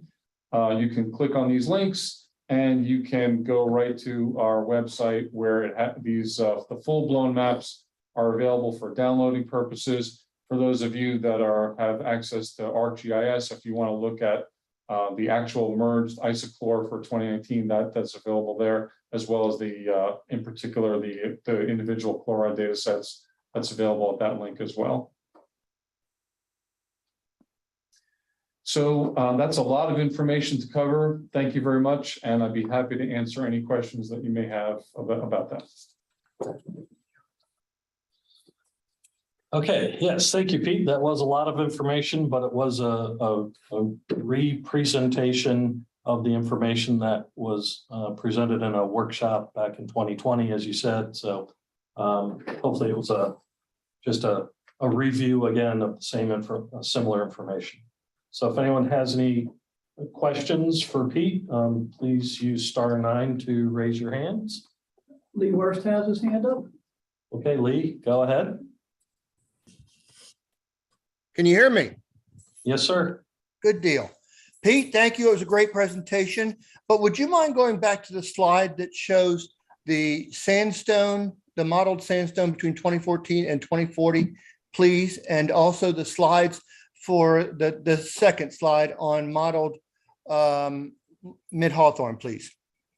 Do you have a slide number for me, Lee, by any chance? Sorry, I did not write it down. I apologize. There's so many slides. So many slides, so little time, right? The first one you said was sandstone? Yes, yes. Water level, is that what you were interested in? Absolutely, yes, sir. Pete, I noticed that you have drawdown to 12 feet, and that would be from 2014 to 2040. Am I correct in that statement? Yes. Okay. Right now, we're seeing a drawdown to 10 point, our best recovery, I'm sorry, in the sandstone in the middle of Lehigh Acres is at 10.15 an AVD, which is about a 15-foot drawdown from land surface. And we saw that last year at our highest peak. It was in August of 2021, just to kind of give you an idea of what we're seeing. Okay. All right. And the other thing, the way I understand it in what you're explaining is this is the potential number that we might see in 2040, correct? No, this particular graphic is the change between 2014 and 2040. So it would be, and whatever it was in the 2014 condition, this would indicate there's an additional 12 feet of drawdown projected between 2014 and 2040. Okay. Okay. Good deal. We're seeing lower recovery levels than what we have seen in previous years. Now, we all probably, my conclusion would be it's the immense population of domestic self-supply that is occurring now in Lehigh Acres, I'm sure. And that's a large concern. And I know that I've been working with Anushi on trying to get you guys those numbers as well. Yeah, we appreciate that. Thank you. Yes, sir. The Mid Hawthorne, if we could take a look at that one, please, sir.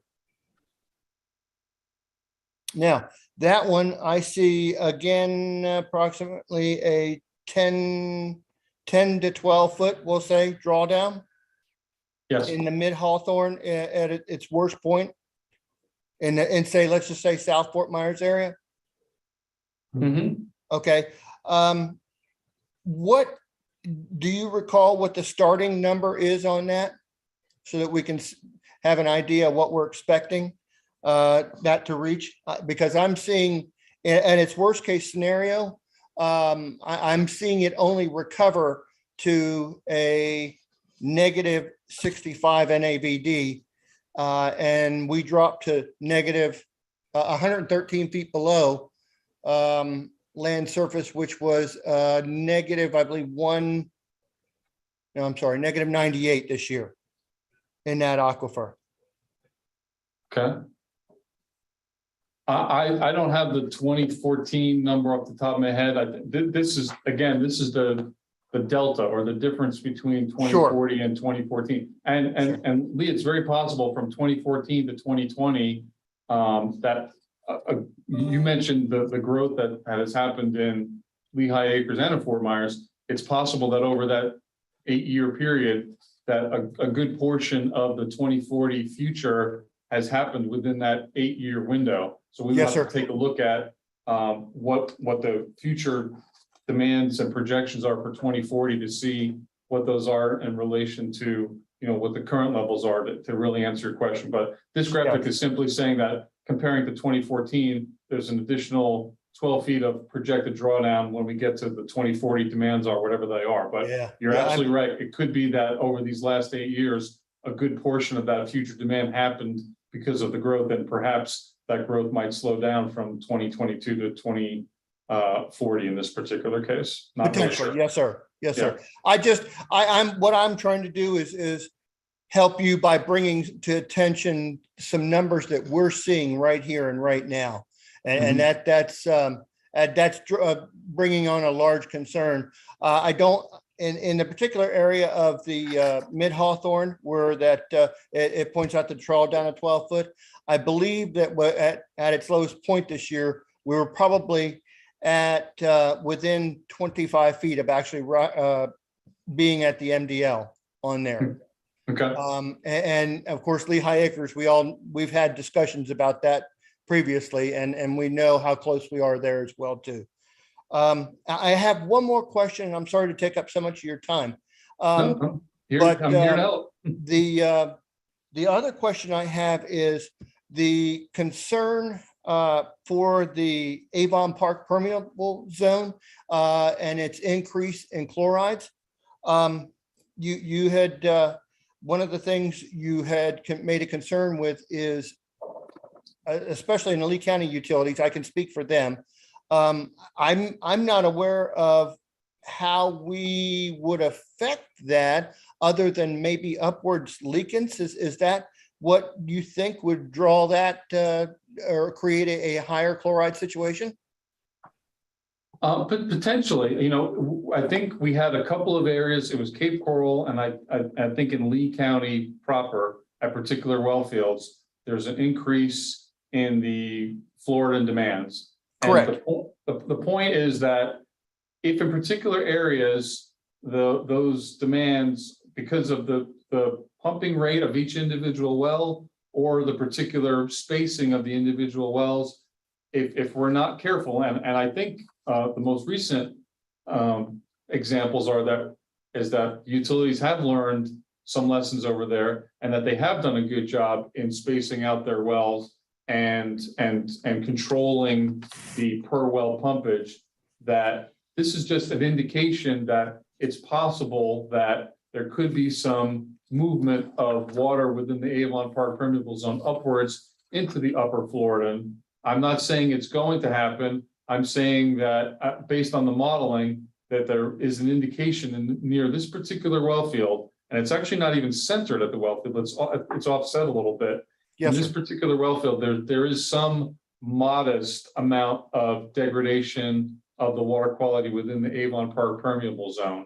Okay. And that's just something that's just something that needs to be watched in terms I of agree. monitoring to make sure that we're not causing that fluid movement upwards. Yes, sir. Yes, sir. I do. And I'm aware of the proposal of Lee County Utilities and how they're separating their wells and they're trying to do a better job of being better stewards of the Lower Hawthorne as well. So, Yeah, yes, sir. and over the last 20, 25 years, we've all learned quite a bit about the importance of adequate well field spacing and minimizing per individual well pumpage so that we don't cause that upconing of the poor quality water. And I think everyone over there in the Lower West Coast has done a really good job of lessons learned. And we're seeing from the information that we got when we did these future scenarios, we're seeing that they've taken that into account because the proposed well locations and the proposed withdrawal rates from each one of those are definitely reflect that conservative approach of trying to best manage the resource based on the lesson learned from everyone over there. Yes, sir. Yes, sir. Now, does this also take into account Lower Hawthorne permitted uses other than utilities as well? They're in the model, yes. They're not. They are relatively modest compared to the public supply. But if there are Florida uses other than public supply, those are definitely in the model, yes. Good But deal. because of the brackish quality, Lee, you probably knows, but for anyone else who's listening, because of the brackish quality, unless a particular user has a reverse osmosis plant, which most people don't, the usage of the Lower Hawthorne and the Upper Florida for supply is very limited. It would have to be on a case-by-case basis, and it would, in the case of agriculture, it would have to coincide with a particular crop that was perhaps more salt tolerant than your standard one. So my guess is the number of non-public supply Lower Hawthorne Florida users is very limited. But to answer your question, it is possible. But if they are there, they're in the model for sure. Good deal. Good deal. Thank you. So I was curious to know if they had been included as well. All right. Good deal. Well, thank you very much for your time. And it was a great presentation, Peter. And however we in Lee County can help you, we're more than happy to oblige. Thank you, sir. All right, thanks, Lee. We have Kirk Martin with his hand up.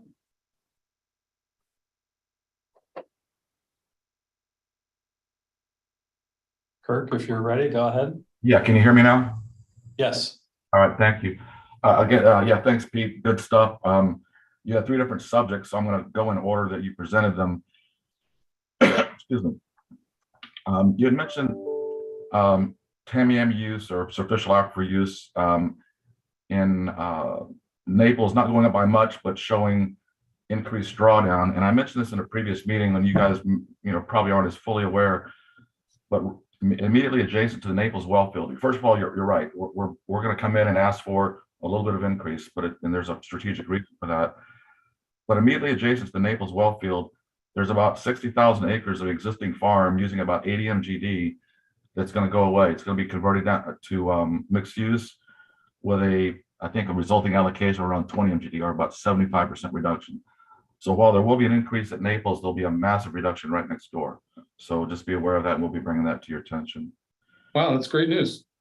The other one, you had a wonderful map you've shown before, just showing all the different well uses, and you had mentioned that somebody may be using a certain aquifer because it's better over there than over here. I'd like you to make a stronger statement eventually, because that's the way I feel. That map is really a surrogate for where the aquifers are and aren't. The Mid Hawthorne goes from a limestone facies to a marl facies as you move eastward in Lee County. The sandstone goes from a fine to medium grain sand to a silted clay as you move westward. And so really, and the Tamiami only exists where there's confining beds. So that map you showed really is really a surrogate for where the aquifers exist, and it's a great map. You mentioned sea level rise. It just in passing, and we're not really dealing with it here, but that it was sort of a bigger player. I'm going to suggest, if you haven't seen it or not, USGS did a model for Miami-Dade County, and Florida Atlantic did a model for Palm Beach County, strongly suggesting that sea level rise, at least in modest terms, feet, let's say 2 or 3, 4, 5 feet, did not increase saltwater intrusion, mainly because it's a continuum gradient from upstream to downstream. And when you raise the downstream end, you end up raising the upstream end as well. And the biggest problem they showed in both cases was inland flooding was the biggest problem, not saltwater intrusion. So while there will be a point where saltwater intrusion will reverse and create great difficulties for us, the modeling I've seen so far suggests it's not in the near term. Good, thank you. Yes, sir. Moving on to the saltwater intrusion mapping, and I appreciate the regular updates. It's great stuff. You mentioned the water table at Lele Canal, and in fact, there is a development going on there. However, my firm does the monitoring of that, and that's change in saltwater occurred in one day, and that was Hurricane Irma with a true sea level rise over the weir. It just inundated everything. It was true inundation with seawater. So it was a one-day event. It wasn't just because of the developments there. Huh, okay, I was not aware of that, thank you. Yes, sir. And then on the while you're there, go ahead to the Tamiami salinity mapping. Yeah. So in a previous effort, you guys have suggested you need more monitor wells, which was correct and good. You've done a great job at refining what's going on the coast, and you've really nailed that very well. But the big looping thing inland, as you correctly identify, is the relic seawater. However, the big loop is really due to three wells, and so there's probably some room for refinement there, in what's going on there. So just if there's any money for new monitor wells, I think that's a great place to maybe refine that big bulk of mildly brackish water. Okay. That's all I had. Thank you. Thank you, Kurt. Those are good comments. Thank you. Anyone else with their hand raised? No.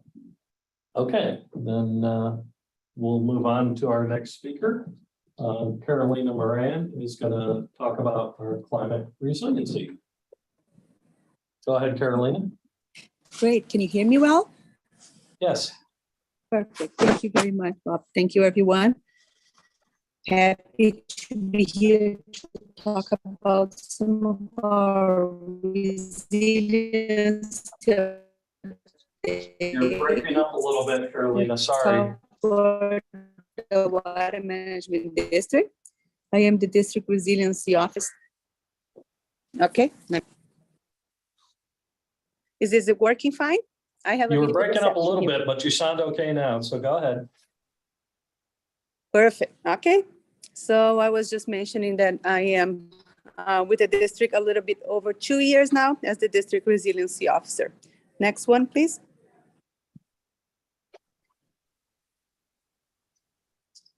So our presentation will go through 2 main points here. We're going to talk a little bit about how we are approaching resiliency, what's the perspective that we have through data and modeling. I know Pete talked a little bit already about saltwater intrusion, some of the monitoring. We're going to expand a little bit and look at some additional metrics. We're going to talk about some efforts that we are already doing to enhance resiliency overall that would have indirect impacts to water supply and our vision for the future. Next one, please. So data, we have a new portal. We have a new place where we are collecting data that is relevant to those changing climate conditions. We call it Water and Climate Resiliency Metrics Hub. We have links there in the page for this portal. We begin this work selecting 15 metrics to this portal through different story maps. So what we are doing here is we are looking at long-term trends, observations, what's the relevance for water management as a whole, how can we explain the trends, how we validate them from a statistical perspective, and really start monitoring how those conditions will be evolving into the future. So we have here, just as a glance, rainfall, sea level rise, saltwater intrusion. This is one of our best story maps there.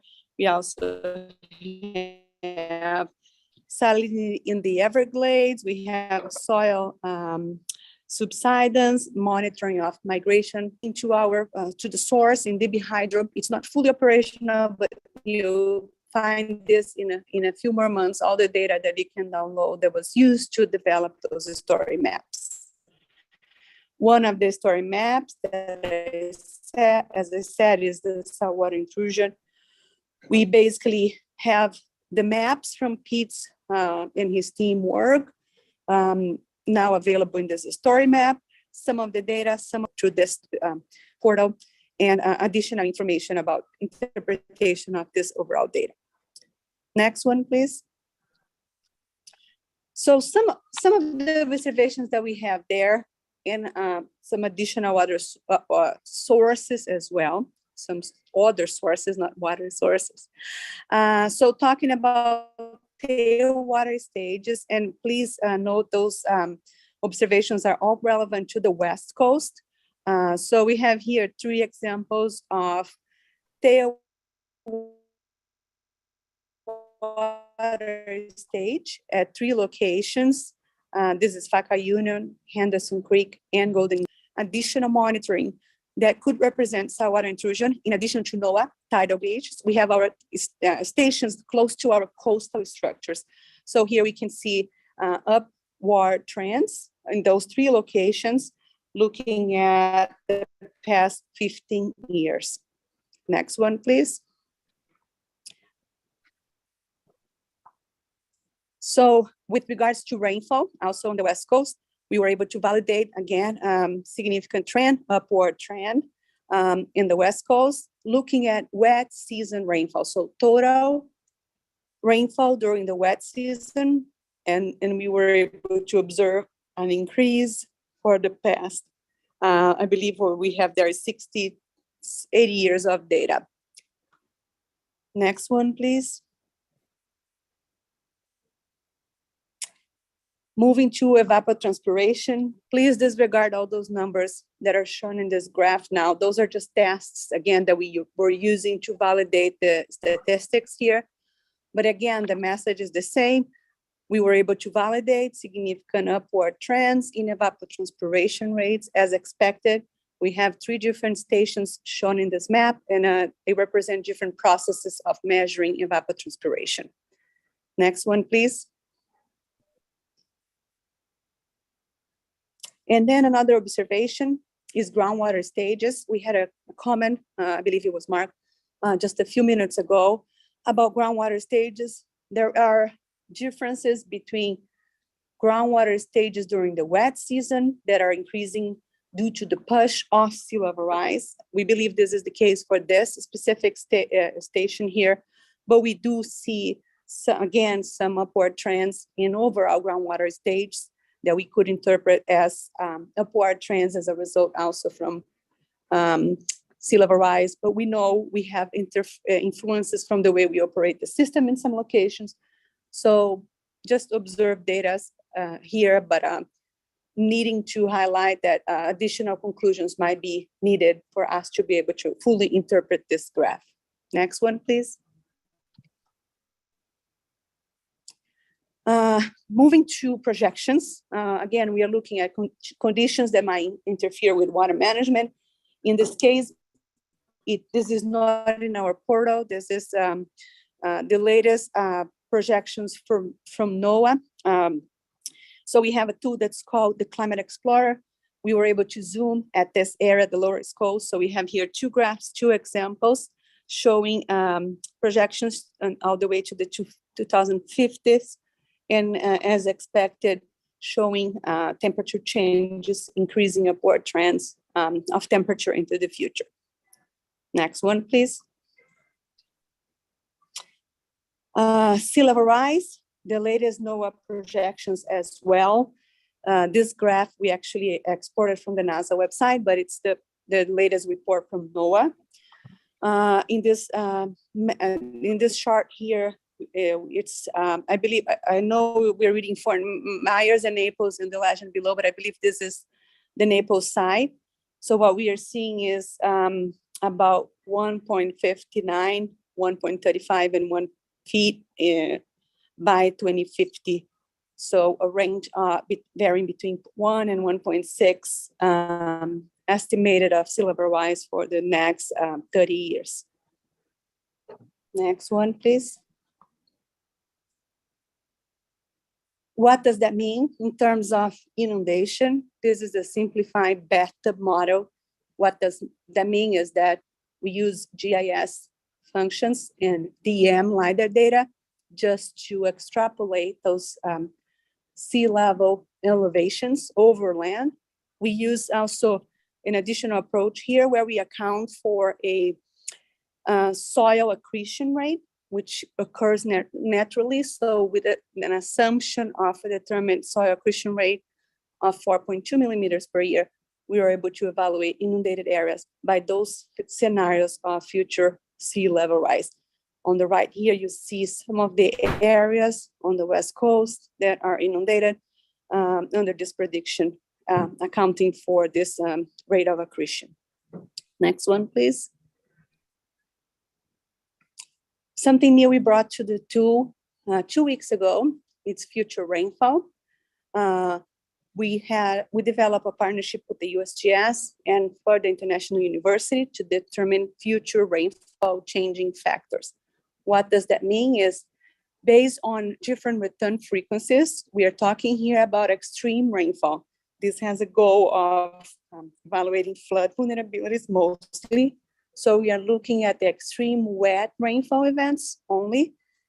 And we calculated based on downscaling data sets, what would be the rainfall 50 years from now.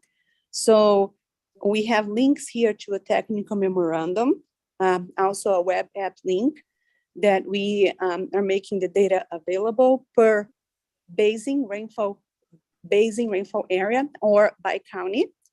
So the changing factors that we are anticipating to occur. In this case, we have a median there, the percentile 50% of 1.12, which represents 12% increase in rainfall in 50 years for this region, for this specific event, which is a 1-day duration, 5-year return period. Next one, please.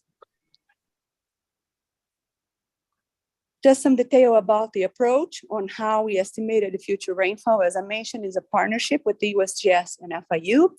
We use those available downscaling data sets from global climate models. Those change factors were estimated in a period center in 2070, 50 years from now. And they were compared to NOAA Atlas 14 observations. So those change factors only apply to NOAA Atlas 14 rainfall frequency data.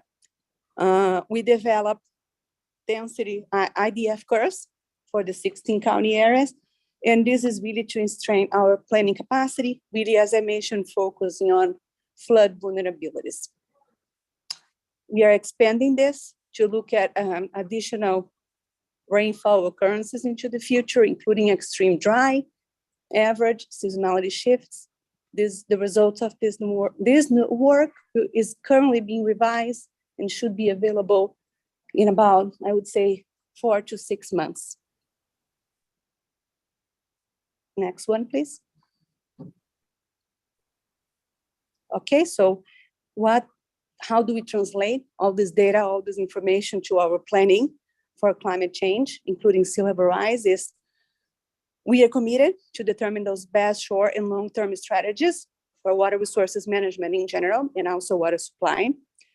We are continuing to develop and improve data analysis, our models, with really the focus on saltwater intrusion. Pete gave an excellent, outstanding presentation just now, showing some of the tools that we have and talking about some of the next steps.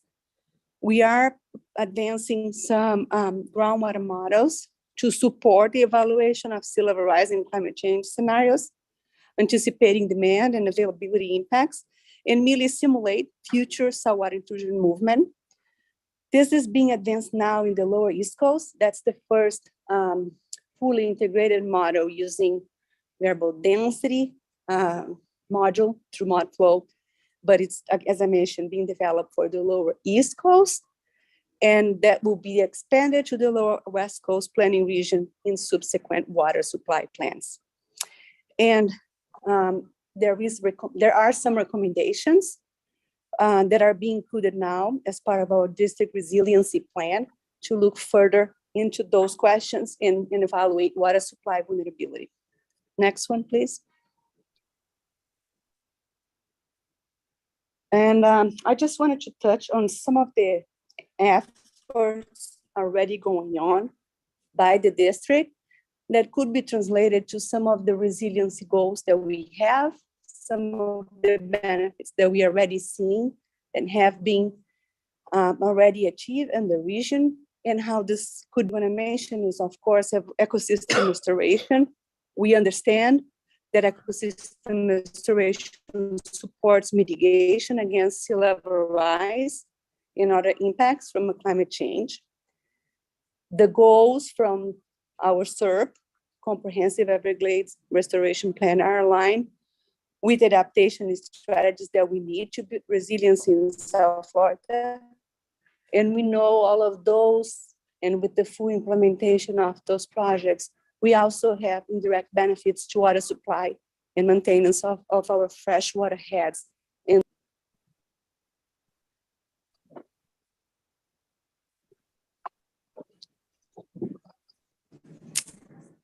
something we are doing in the West Coast, in coordination to the BCB there. So we have some updated structures at Collier County, Big Cypress Basin, that are being operated. They were formulated, those structures, and they are being operated in a way that can hold more water back, keeping the groundwater tables higher in those locations and protecting some areas in the vicinity of those structures against saltwater intrusion. So we are maintaining freshwater heads higher that can help us avoid downstream salinity and really reducing the late dry season wildfire risks. Those are localized benefits so far, as we can see in those two maps, but we understand and we are doing further model to see how we can do by perhaps improving some additional structures in operation in the system. Next one, please. One project that we also have in our plan, our resiliency plan, is the Everglades Mangrove Migration Assessment. This is a pilot study. It's currently being proposed at the Florida Bay area, but we know we have capacity to expand to other estuary areas in South Florida. So the purpose of this project is to see if we could accelerate accretion rates, basically the natural function, ecological service of mangroves, the protection that mangroves can provide to this overall resilience of the system against saltwater intrusion, against sea level rise, against inundation, by the process of peat accumulation, and again, of course, just by the process of mangrove and the density of the mangrove itself. So the proposal here is to see if we could add something like a placement to accelerate this accretion rates. And again, also find areas, localized areas where we would increase the density of some of the mangroves. This is a project being proposed as a pilot study. And as I mentioned, with potential to be expanded to other areas. Next one, please.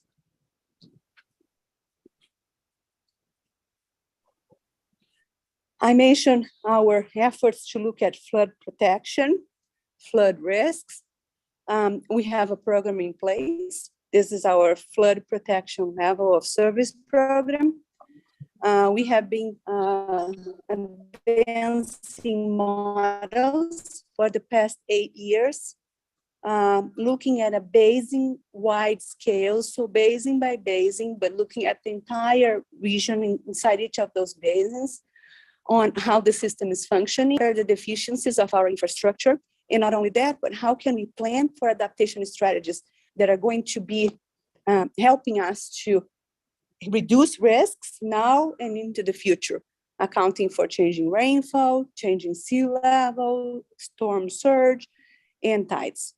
So this, we have a robust process here that can really support our decision-making on how can we prioritize investments for all those infrastructure needs. Next one, please.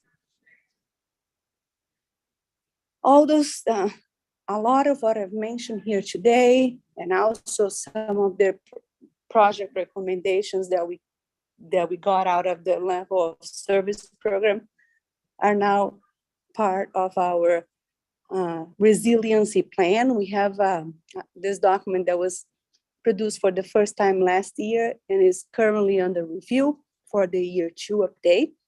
So what we have in this plan is our vision on how we want to begin prioritizing investments, looking at where we can reduce the most the risks, what are the implementation resources available, what are the anticipated future conditions that we are addressing, really looking at critical infrastructure and population impacted by those projects. How can we leverage partners and engage the public in this process of formulating the plan? Again, looking at ongoing ecosystem restoration projects and focusing on innovative green and nature-based solutions, as we understand this is a big part of the solution. Next one. My final slides here is just the recognition that we are not alone in this vision. There are several organizations also looking at resiliency, also looking at adaptation solutions, on how they will be prioritizing and really sequencing the series of investments that are needed for the region. So I'm here just recognizing that we look at county projects, local municipality projects, Army Corps studies and projects that are going on. We have a new study that will be initiated later in the fall this year, looking at the Central and Southern Florida project and what are the deficiencies of the system, addressing those vulnerabilities. We know there are regional climate compact being created in this region. So also working to support any regional coordination effort that might be occurring, and other partners in general that are looking at this, different types of solutions that we have to be bringing up and evaluating and prioritizing in our region. With that, I really thank you for the attention and open up for questions. Next one, please. I think, thank you, yes. Thank you, Carolina. That was a very good presentation. If anyone has any questions, you can star 9 and raise your hand.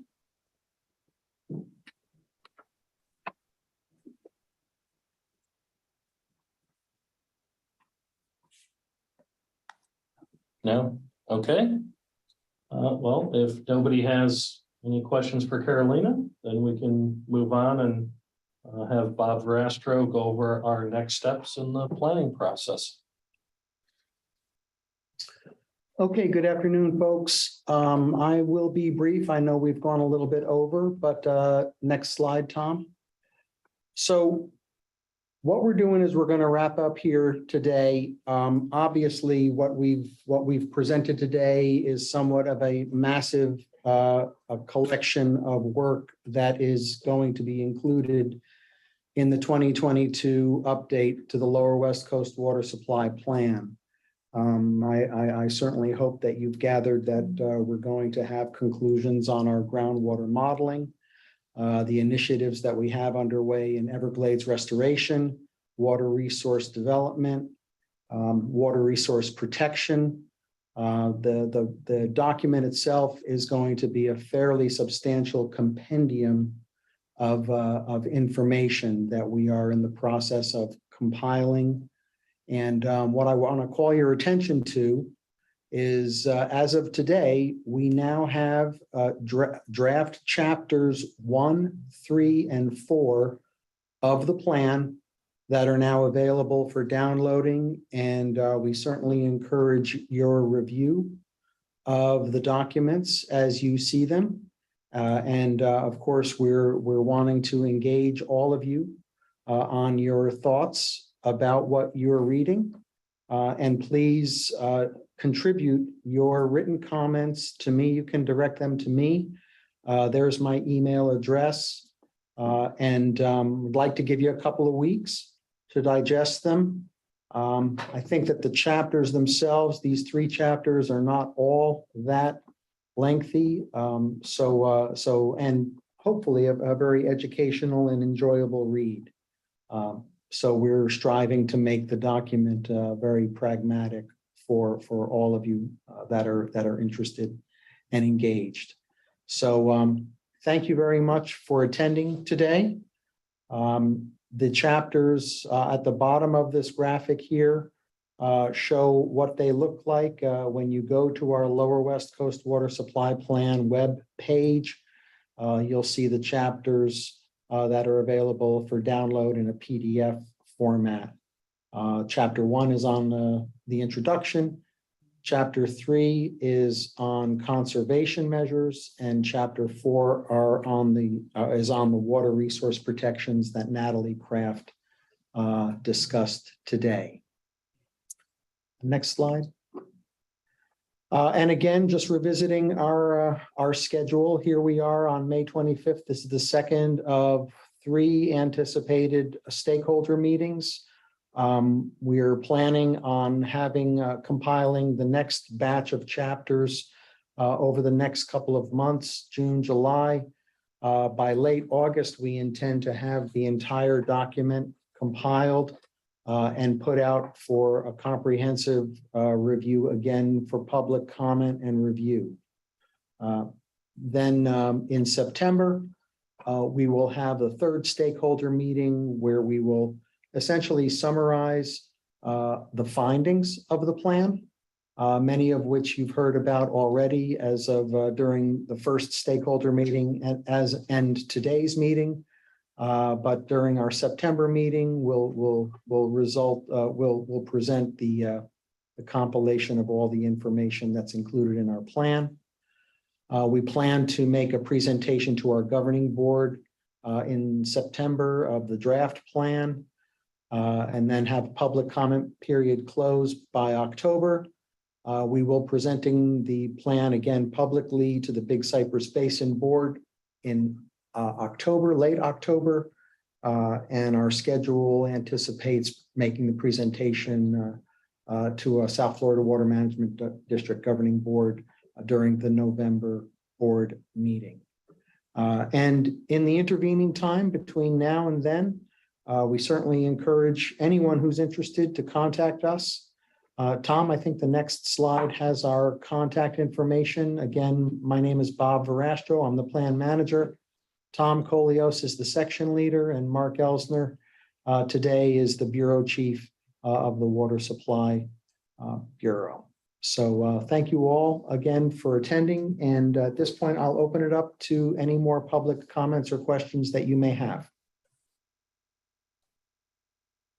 Star 9 to raise your hand in Zoom if you'd like to have any closing thoughts or questions.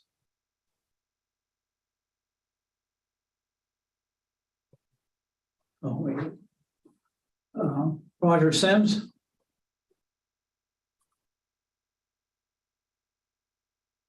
Go ahead, Roger. Sorry, it's the unmute button was staring me in the face, and I had to think about it. My question is, can we get the slides from today's presentations? And if so, are they posted, or do we need to make a specific individual request? They are posted, sir. That first bullet on the left of this slide, www.sfwd.gov/Lower West Coast Plan. If you type that in, it will take you to the web page, and those presentations are posted there right now. You could download them right now if you'd like. Thank you very much. You're welcome. Thank you for attending. You bet. Okay, I'm just also letting you know that we are recording this meeting also, and it would also be available for if you all wanted to relive exactly what you heard for the last couple of hours, we invite you to re-listen to it, the whole thing again. And it will be available shortly on our webpage. So take a look at that. It'll be available as a YouTube file. And it'll be loaded on our webpage also. So we encourage you, if you want to cover any of the material or hear any of the questions or discussion, it may be helpful to listen back on what we've talked about today.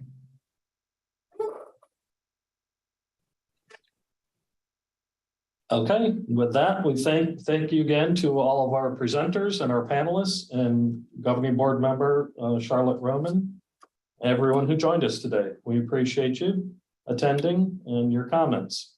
Thank you again. Have a good afternoon.